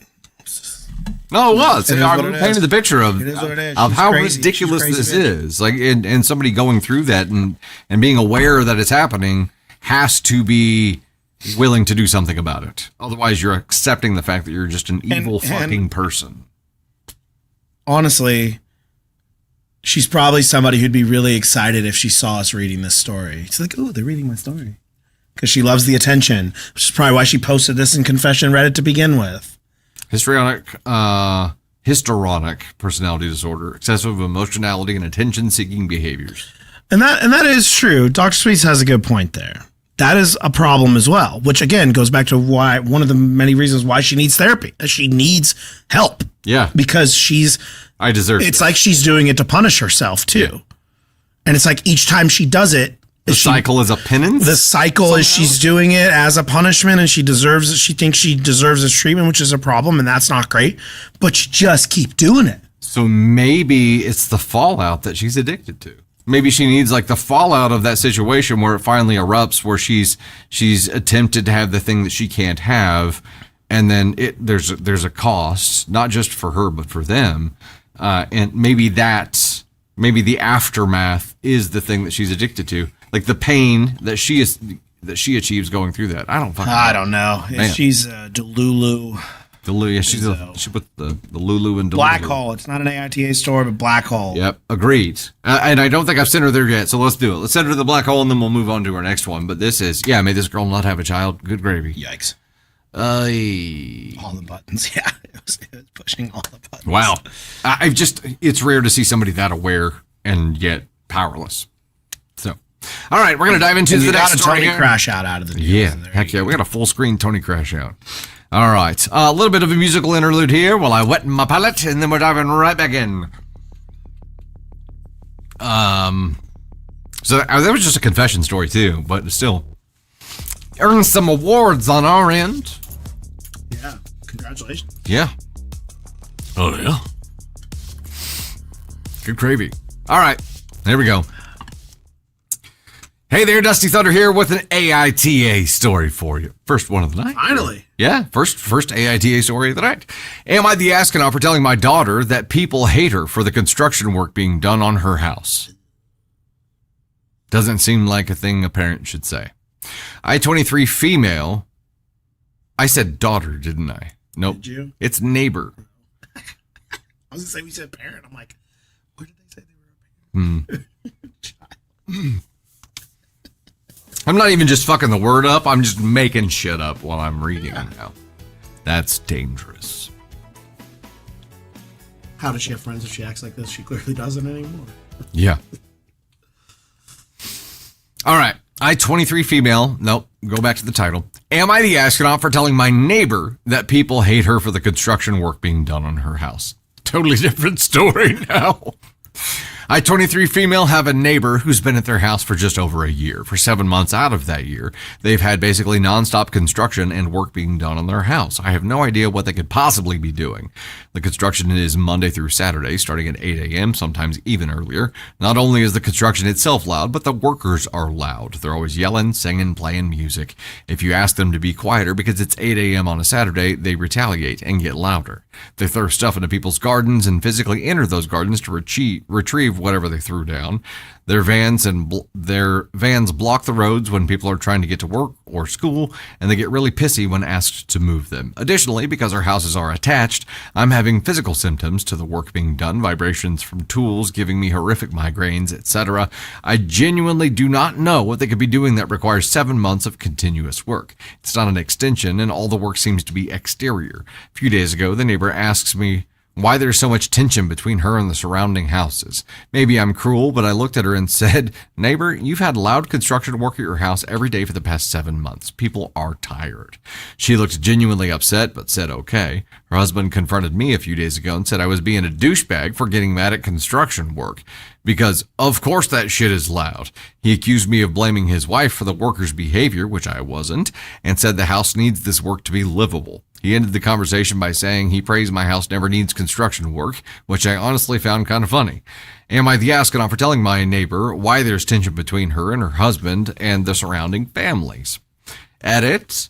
People have made complaints and gone to the local council. We were basically told that as long as the noise is between 8 a.m. and 6 p.m. and 8 a.m. and 1 p.m., we can't make a complaint. Neighbors do have permits as well. I would say the one thing that you can do here from experience is that if they are blocking roads, then you can call the police because emergency services have to be able to get through at all times, and they will come make them move their vehicles. You don't have to be the bad guy. Let them just enforce the law in the neighborhood. That's literally all you can do. Maybe they're putting in apartments upstairs because that takes 7 months. That's still going on. That's still going on in our last office. You know, isn't that crazy? When it was like, oh, it'll just be a couple. They're still doing construction work. I drive by it every day, and they're still doing that. No, you're not the asshole for this. Like, your neighbors are. Also, I don't know what's being done to your house, but I think they could damn near build a house in 7 months. Does it take 7 months to build a house from scratch? I mean, Jesus, I think you might be getting hosed by these construction people here. It's like the movie Are We Done Yet? Are we done yet? Where he keeps going one thing to the next thing and the next thing. It is a long time for an exterior project. What do they do? What could they be doing for 7 months to the exterior of a house? A roof takes a week, a few days? I don't know.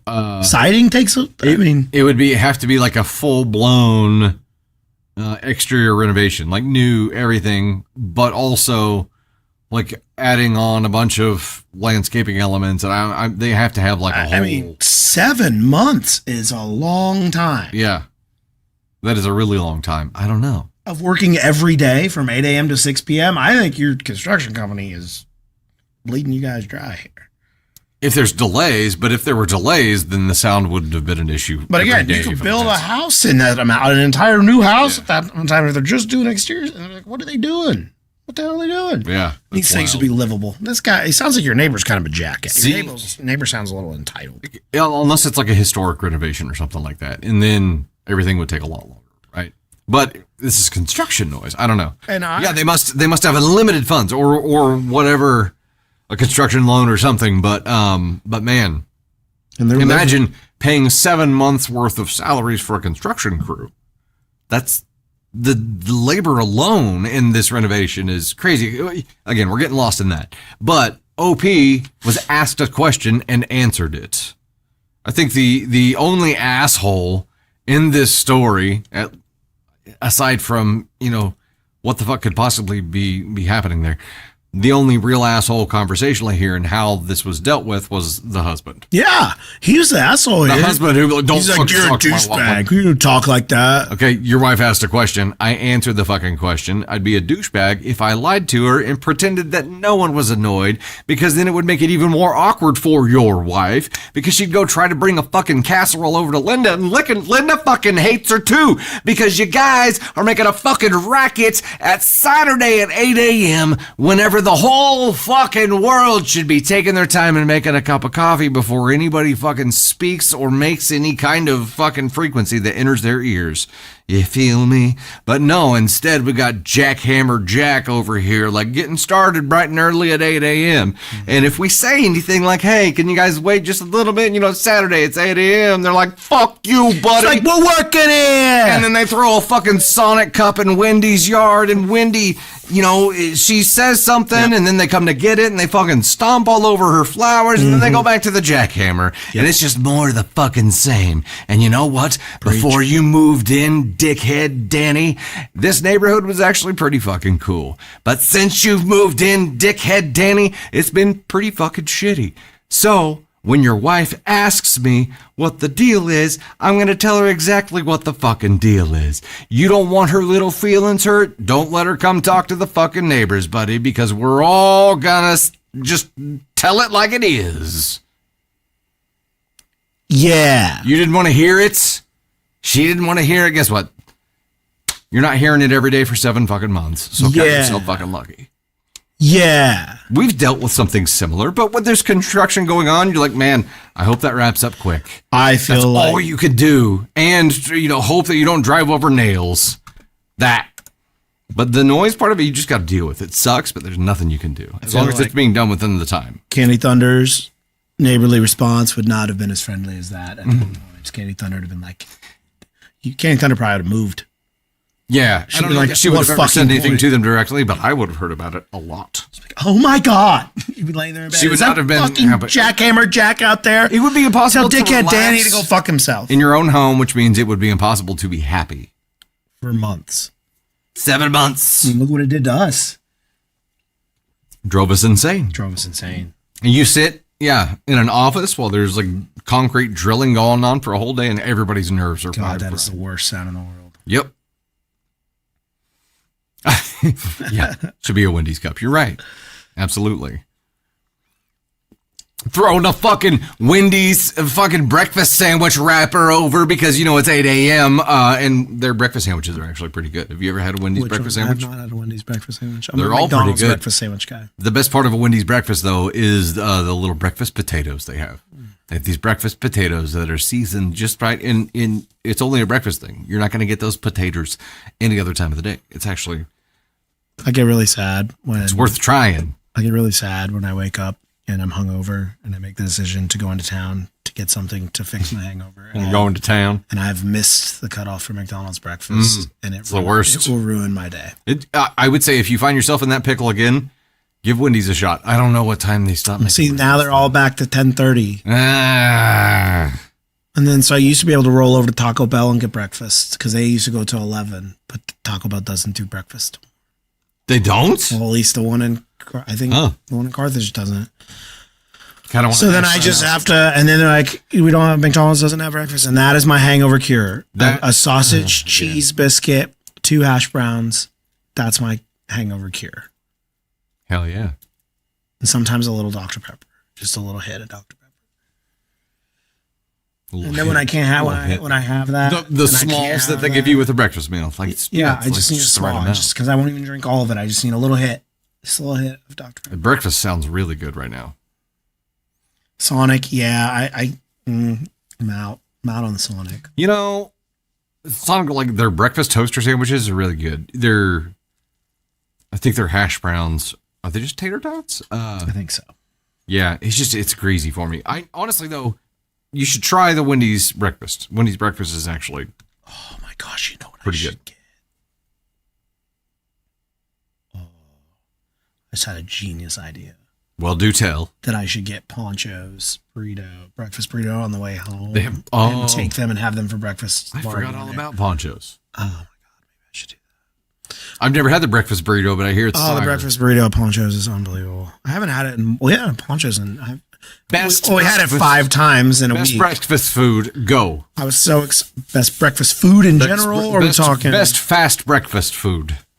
I think it's hard. To me, I think it's hard to beat McDonald's. I think McDonald's, their hash brown, when it's cooked right, When it's cooked right. when it's cooked right, McDonald's hash brown, sausage cheese biscuit. You got to get the American cheese on the biscuit, on the sausage cheese That's biscuit. the only way I'll eat American cheese. Or on a burger. Yeah. But breakfast, yes, it makes sense. Man, that's good. Chick-fil-A has the chicken minis are pretty unmatched. Damn, forgot about them. But they do have a burrito too. If you've ever had the Chick-fil-A chicken burrito, Yeah. is damn good. They have breakfast bowls now, too. Really? Yeah. They have What did you- Whataburger has got a good chicken honey butter chicken biscuit. For brekkie. Interesting. Yeah, it's really good. Huh. I will say, when Chick-fil-A took the sausage biscuit away, it broke my heart. It was the only non-chicken Seems thing they weird ever to had. get sausage at a chicken But place. it was the best sausage biscuit ever. Their sausage biscuit, better than McDonald's. See, Fairy Fights gets it. No, McDonald's you'll never breakfast know. is elite. I agree. I like Taco Bell's breakfast. You get the breakfast crunch wrap. Never had Taco Oh Bell yeah, breakfast. it's really good. It's like the crunch wrap, but it's a big hash brown, and then it's eggs, bacon, cheese, and the sauce in the Sounds good. The sauce is in a quesadilla. The same I do like, It's really good. breakfast burritos. All right, let's What did dive into I- our next story. Wait, what did I learn from SNL? I don't know. Chick-fil-A biscuits, man. Chick-fil-A. It's the biscuits, yeah. If you could get a McDonald's hash brown with a Chick-fil-A chicken breakfast biscuit, that would be like the elite experience.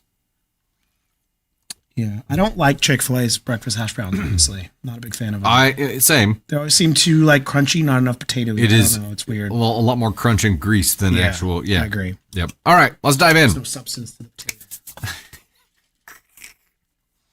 You sure you didn't take care of me beforehand? No. I tried. I offered. Honey butter chicken biscuits. Yeah, that's you ought to get that from Whataburger. Okay. Am I the astronaut for humiliating my ex's new girlfriend in front of our friend group? Are these all by Jude? And Yeah, I think so. Yeah. Yes. A small pool we're fishing in tonight. Posting from my inactive account because I have some friends lurking in my main one. I, 22 female, broke up with my boyfriend, 24 male, around 8 months ago. We decided to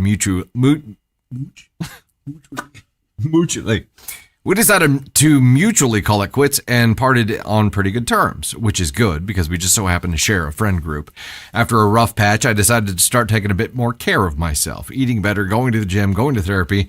The shift was pretty evident, both in my attitude and the way I look. My friends said that I looked much happier and healthier, and I began gaining confidence little by little. Now, I'm a huge nerd. I play D&D weekly. I have thousands of hours in Stellaris, and most relevant to the story, I like to cosplay as a hobby. Most of my old cosplay involved characters that don't show their face or body too much. Hornet from Hollow Knight, Mono from Little Nightmares, etc.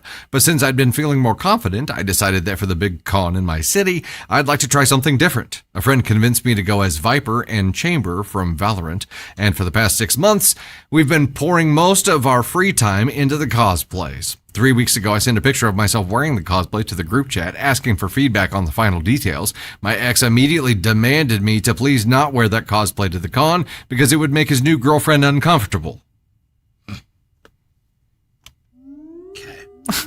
That sounds like a you problem, buddy.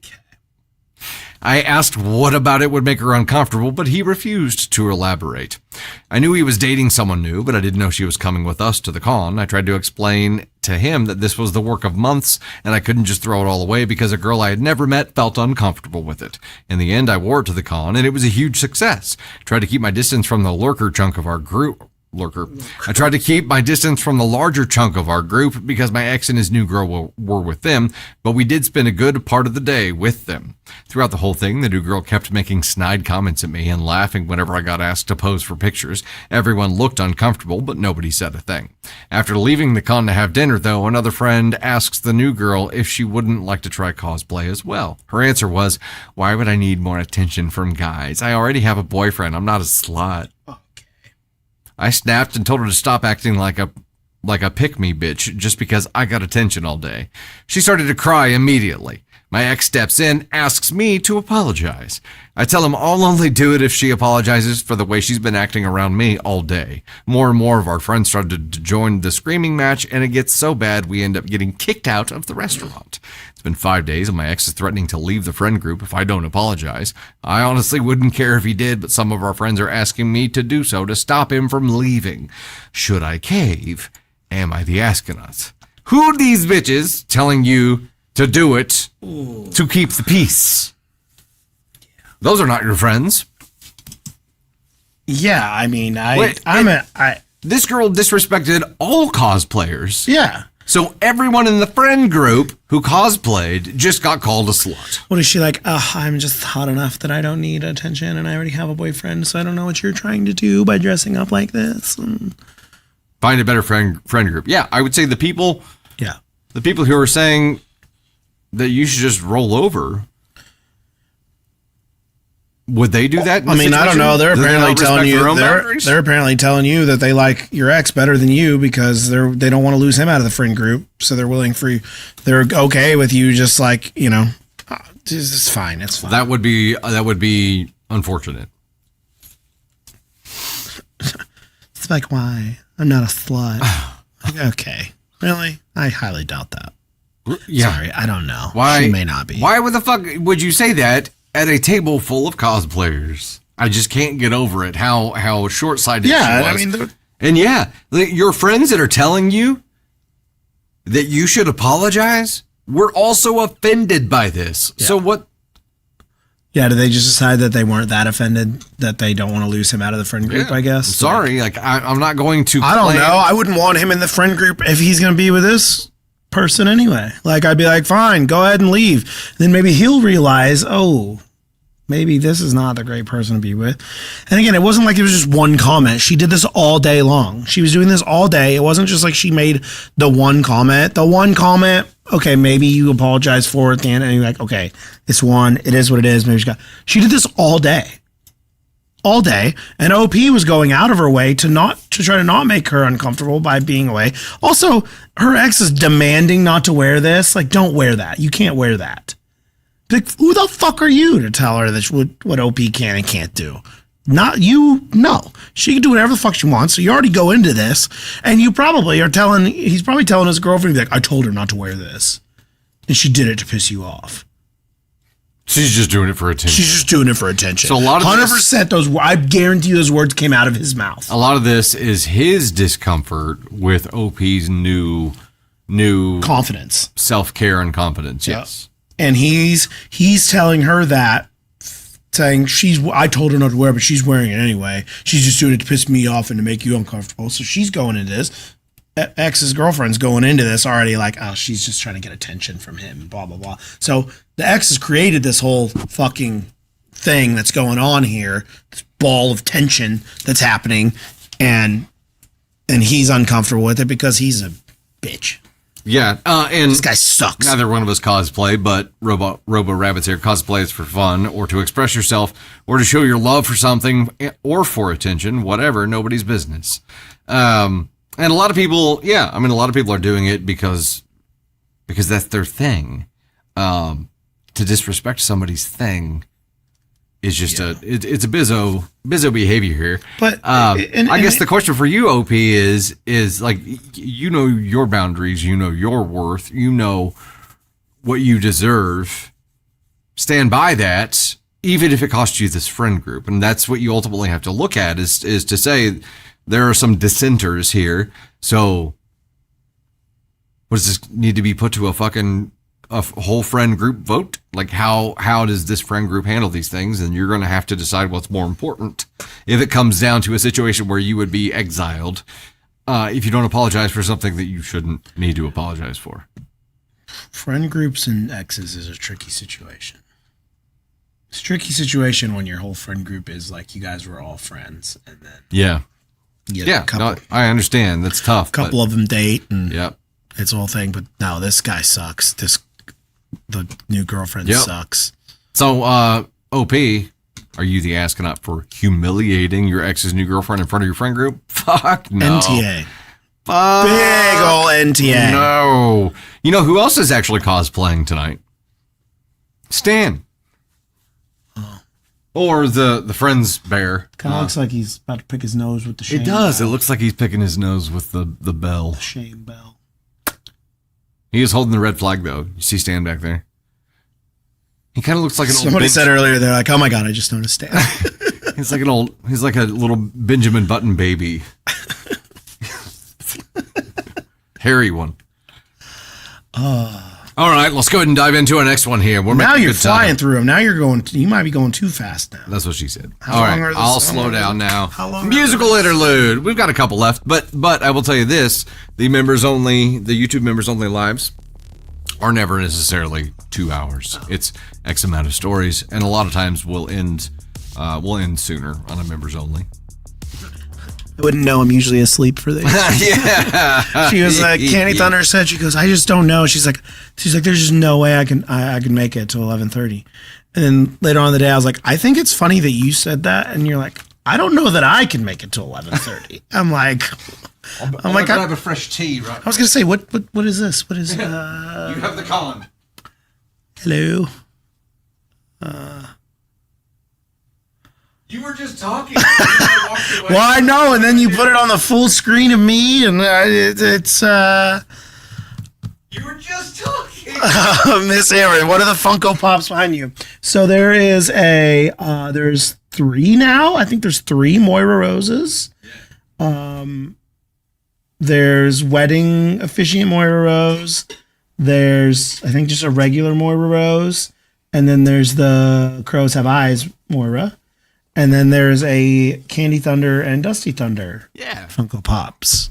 So those are cool. You can do your own Funko Pop. So they didn't make a Dusty and Candy Thunder one that you can go buy, but you can these. I believe one was from sent to us. somebody, the Yeah. We need to start putting little notes with the names underneath every single item that we have to keep I track have of that. one That on would my be- desk that Candy Thunder got me. That is Jason Kelsey from the Bills Chiefs game where he was shirtless and they did a certain number of charity. So she got me that one. Caden Thunder has a few over there. He's got a Deadpool one and a Ryan Howard from The Office one. So we got a lot of Funko Pops around here. I know I was on screen the whole time. Yeah. I believe the Dusty Thunder one was the gift from a follower, right? And then I think you got the candy. This is complicated. I'm trying to do this on 2 cameras here. There you go. Yeah. Oh, God. Bless America. That was just about went south. Pulled a Candy Thunder there. You pulled a Calamity Candy. Sorry. Yeah. So everybody's got little Funko. Make plaques for them. Yeah. I don't think Shane has any on his desk or Jesse. No, The rest of us all. all. Yeah, I don't think so. The Moira ones are fantastic. The Moira ones are great. No, Navy's artwork. Sorry, I can't move those, or Navy's artwork is going to fall.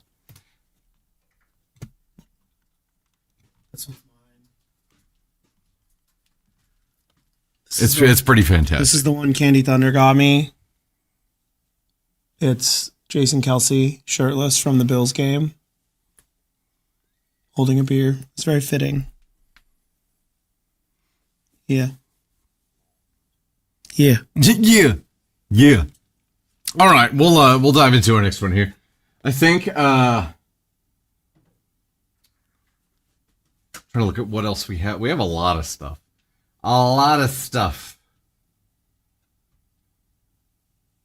Navy. I was looking at what's missing because Navy on the Wednesday stream goes and grabs stuff from the shelf and goes and plays with it, which is the crochet. Okay. It's fine. I think it's great that she is interested in it and likes to do it.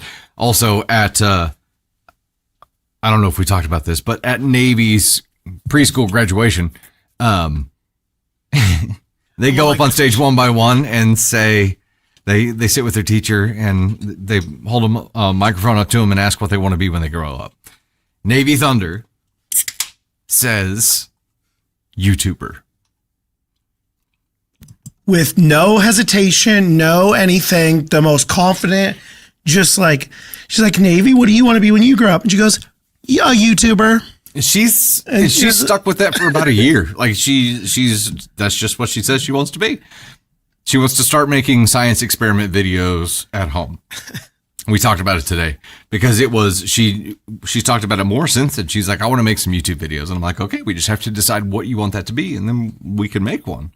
I don't know that we'd ever do anything with it, but I can make one for you. And that process she would have a blast with.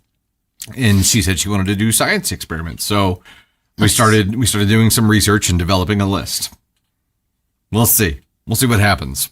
It's in the studio, Crystal, I think. Is where that's at. The light, which the little astronaut guy with the balloons. With the balloons. Oh yeah. Neon-y one. Yeah, it's that's in the podcast studio. I think with the new projector thing, I think that's why it's not there. Yeah, maybe for like. I'll have to go look honestly. I'm because we confident in this new space. We took a lot of our stuff and like spread it out through the whole office. Yeah. So there's some Thunder Crew stuff everywhere. All right, let's dive in. Everywhere. Although there's this one piece that Tony has hidden and won't reveal the location of. It's like the Holy Grail. Here we go. I am the snake in my friend group and I have no comment. Oh my God, Jude. Or this is another confession story. This is the same confession, girl. This is the same one. I think all these stories were written by the same two people. Yeah, fishing in a small pond. I think so. All right, here we go. I am the snake in my friend group and I have no comment. Confession. Honestly, though, what the fuck is even this experience? Back in the 8th grade, when I met these two girls. I was a transfer student, and the two girls have been best friends since 6th grade. They approached me on my first day and immediately asked me to sit with them during lunch. Friendship bloomed. We became the trio. However, these two girls are always fighting. Like every single week, I'd have to pick sides because the two of them would randomly decide to start beef for no reason and would continuously drag me into the middle. One would come up and yap about the other, and then when she leaves, it's the other girl's turn to come up and yap about our other friend with me for 4 years straight. That was our relationship. I had no other option but to sit on the fence and trash talk one person and the other. Later on, the two had improved a lot and we're all good until it becomes chaotic again. Fast forward, we entered the 12th grade, basically seniors, and the two stopped talking to me, literally cut me off from social media and everything. I approached them and asked, hey, did you guys change your number? The two looked at me and the other immediately went before they both laughed and walked away. They later confronted me and called me out for being a snake throughout high school because I trash-talked both of them and caused a separation in their sisterhood. Yes, in their tiny mind, these two are young, strong, two youthful best friends who promised to be sisters for life. But then a snake, me, interrupted their friendship and almost destroyed their deep emotional bond. How does that fucking make sense? At this point, aren't we all friggin' snakes?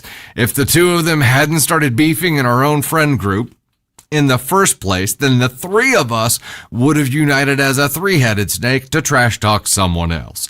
Honestly, the phrase stick to your kind hits hard on this stupid experience because we be shit talking ourselves instead of others, which thankfully didn't happen because we was too busy. Seriously, me and my snake fam need snake counseling.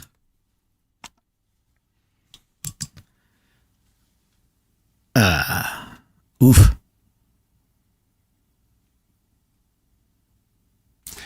guess, you know, as a 44-year-old man now, I look at this situation and I'm like, babe, when this started with the whole one talking shit on the other and then the other taking their turn, that was your choice. That was the moment where you were faced with the decision to become part of it or to put a stop to it. Yeah. And you were like, I'll just play the role. That was the moment. That was the moment. And you did it for a long time. And yeah, they suck for what they were doing to each other, but that wasn't the right choice. And also, you were miserable during that time, but you're just like, this is my role. I'm the two-faced shit-talking snake. And just did it and acted like you had no choice at all. You had a choice. You had a choice. You chose to be a part of everybody's drama and bullshit. And Elise! What? Oh, it's cool, Elise. Just finally show up. It's fine. It's usually about the time Tony Spark pops in to say, hey, and then he's out. No, that's actually at like 9:15. You got to wait and make an entrance, say hi, there for 5 minutes. Entrance, usually, and then you're like, okay, guys, I'm out. I make an entrance when you're in the middle of a story and I distract everybody and they're all like, oh, Tony's here. And it's in the middle of a story and he gets distracting in chat. And then you're like, oh, hi, Tony's here. And then that's it. And then I'm out. That's how I roll. But at least this will be noted in your permanent file for your tardiness.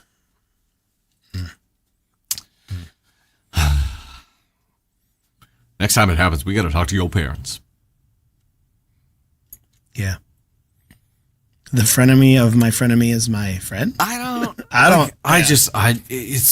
would think, did she feel like she didn't have a choice? Or was it a Mean Girls scenario where like that was the cost of being a part of this cool girl trio?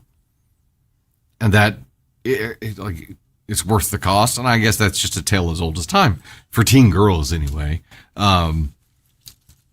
It's just, oh no, the reception. Oh, you need a ceremony venue in St. Louis.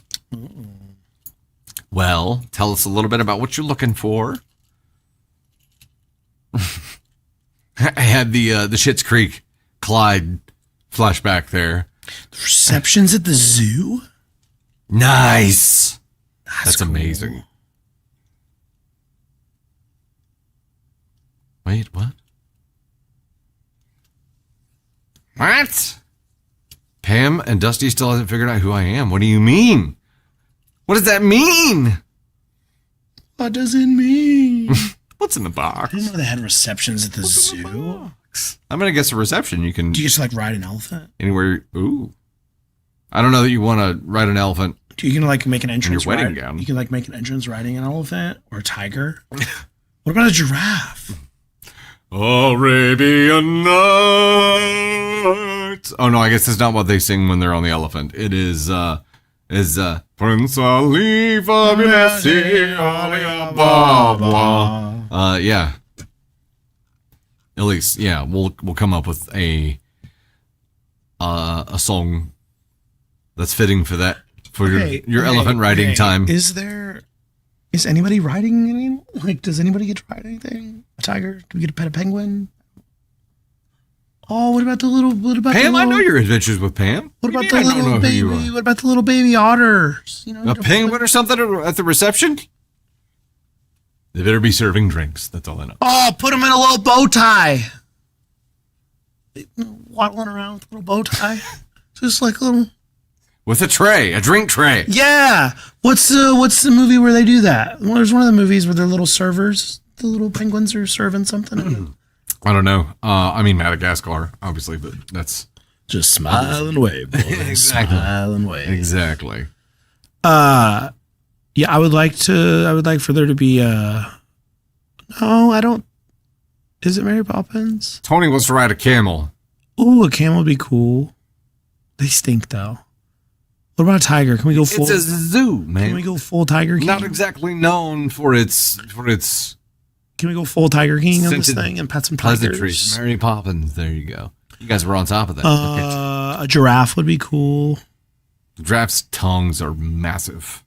You know, I saw something that I don't know if it was true or not. Yeah, I hear it too. Is that the AC unit outside? Yeah, but it like Sounds after like it it's fires cut in up, concrete. after it fires up, it camel spit. Yeah, camel spit. Who framed Roger Rabbit? Dude, That movie. That is one of my favorite. I love that movie. it's been eons since I've seen that movie. I love that movie. You can feed the giraffes. Yeah. Okay, but Their tongues are massive. Will they be at the wedding? Can a giraffe be there, just wandering around? Can this be like an African safari and there's just animals just free roaming At the wedding or at the or reception? at the reception? Can they just like animals just roam? I mean, they may not be there, but they'll be able to see you guys. I know, but can we just let a few of them out and let them roam? I don't. I think it's I mean, maybe the ones without like a teeth. stampede. Yeah, no. Who Framed Roger Rabbit is such a good movie. And I feel like for the time period it came out too, the technology that it took to make that is probably pretty impressive Yeah. too. The mix of the animated with the real like people. I love that movie. Hold on.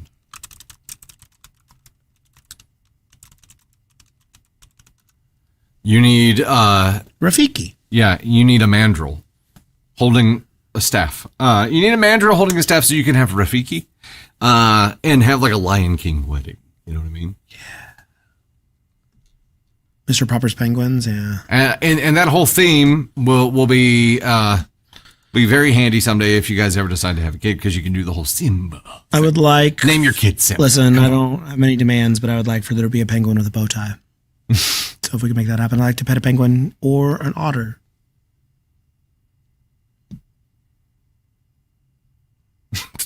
Or a tiger. Or a tiger. I'm Tigers, never financially going to recover from tigers this. seem more chill than lions, so maybe a tiger. No, Other way around. I mean, no, neither really. I don't know. You don't want to pet a tiger. Just say you petted a tiger once. I think it'd be cool. Yeah, Mike Tyson thought so too. I will I will never financially recover from this. Yeah. Man, don't you remember? Siegfried Remember Roy. Tiger King? Man, that was. Capybaras. Those are the times. You want to pet the giant rats? Yeah, those Man. things are cool. Okay.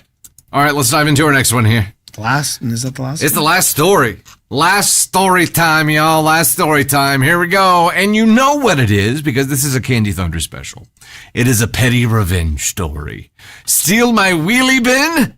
It's gonna cost you. Someone suggested I share this here. Fellow petty bastards. Anyways, a while back, I had an unknown neighbor start putting their trash in my wheelie bin garbage can. It started out as an extra bag here and there and eventually escalated to them hijacking the bin and it being at the other end of the alley.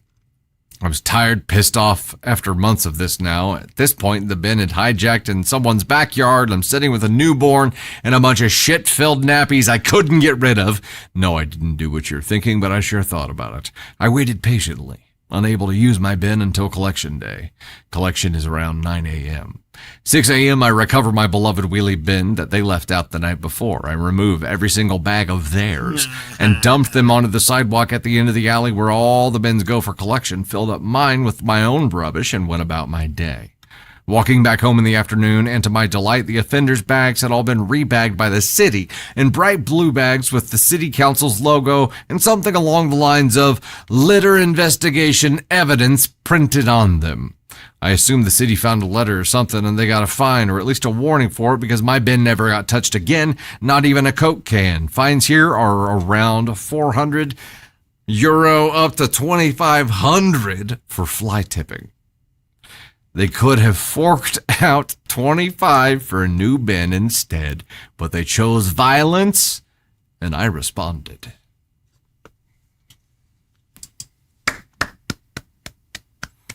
It's just rude.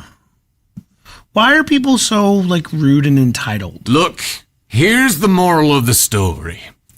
Sometimes the trash takes itself out. Other times, it needs your help. And in this case, it required an assist from OP. You exacted stinky justice. You exacted what can only be like trashy revenge. It was the only one path to achieve what you wanted to achieve without ever having to have a face-to-face altercation with them. You didn't need to. You knew it was shitty. They knew it was shitty. Yeah. I think it was the only play. Yep. That's all you could do at that Good point. on you for thinking of it. It was fucking brilliant. Brilliant!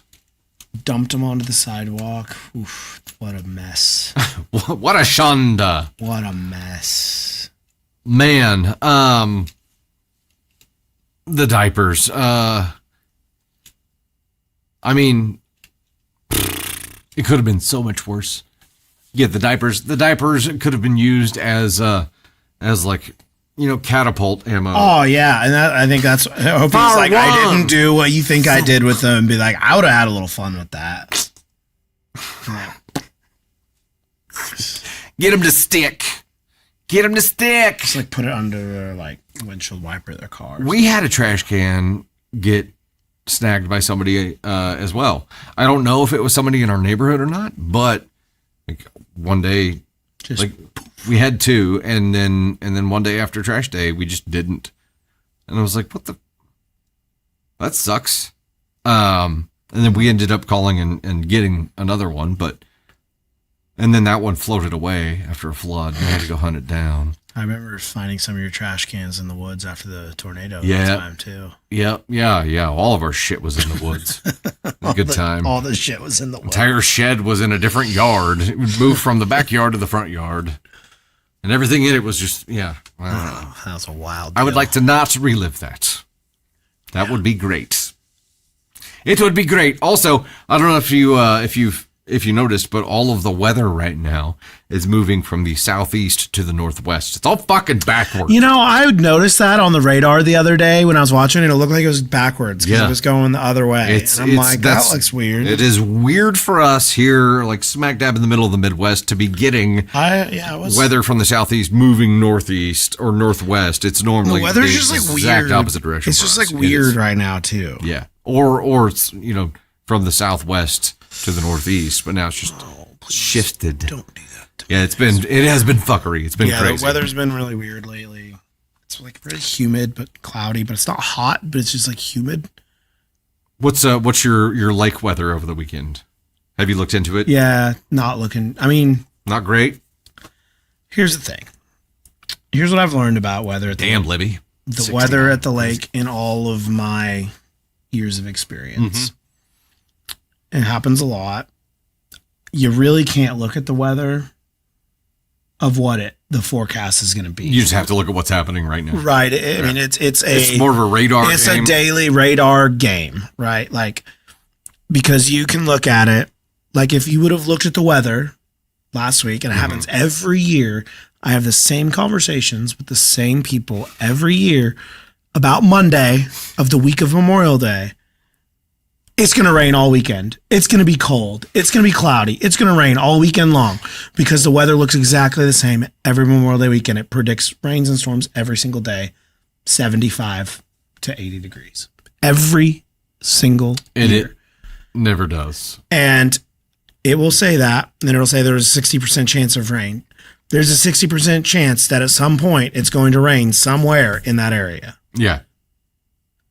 And Friday, it rained a good amount, which would think that was the day that had the most. That was the rain day. It rained, but it wasn't even. But Saturday was But it wasn't even awful. no. Like it wasn't that bad Friday. Saturday, it was really good. It was really nice and sunny and warm until about 3:00, and then it rained at the lake from probably 3 to 4:30. It rained for about an hour and a half. We were all at the dock. Orlando afternoon. We were all down at the dock.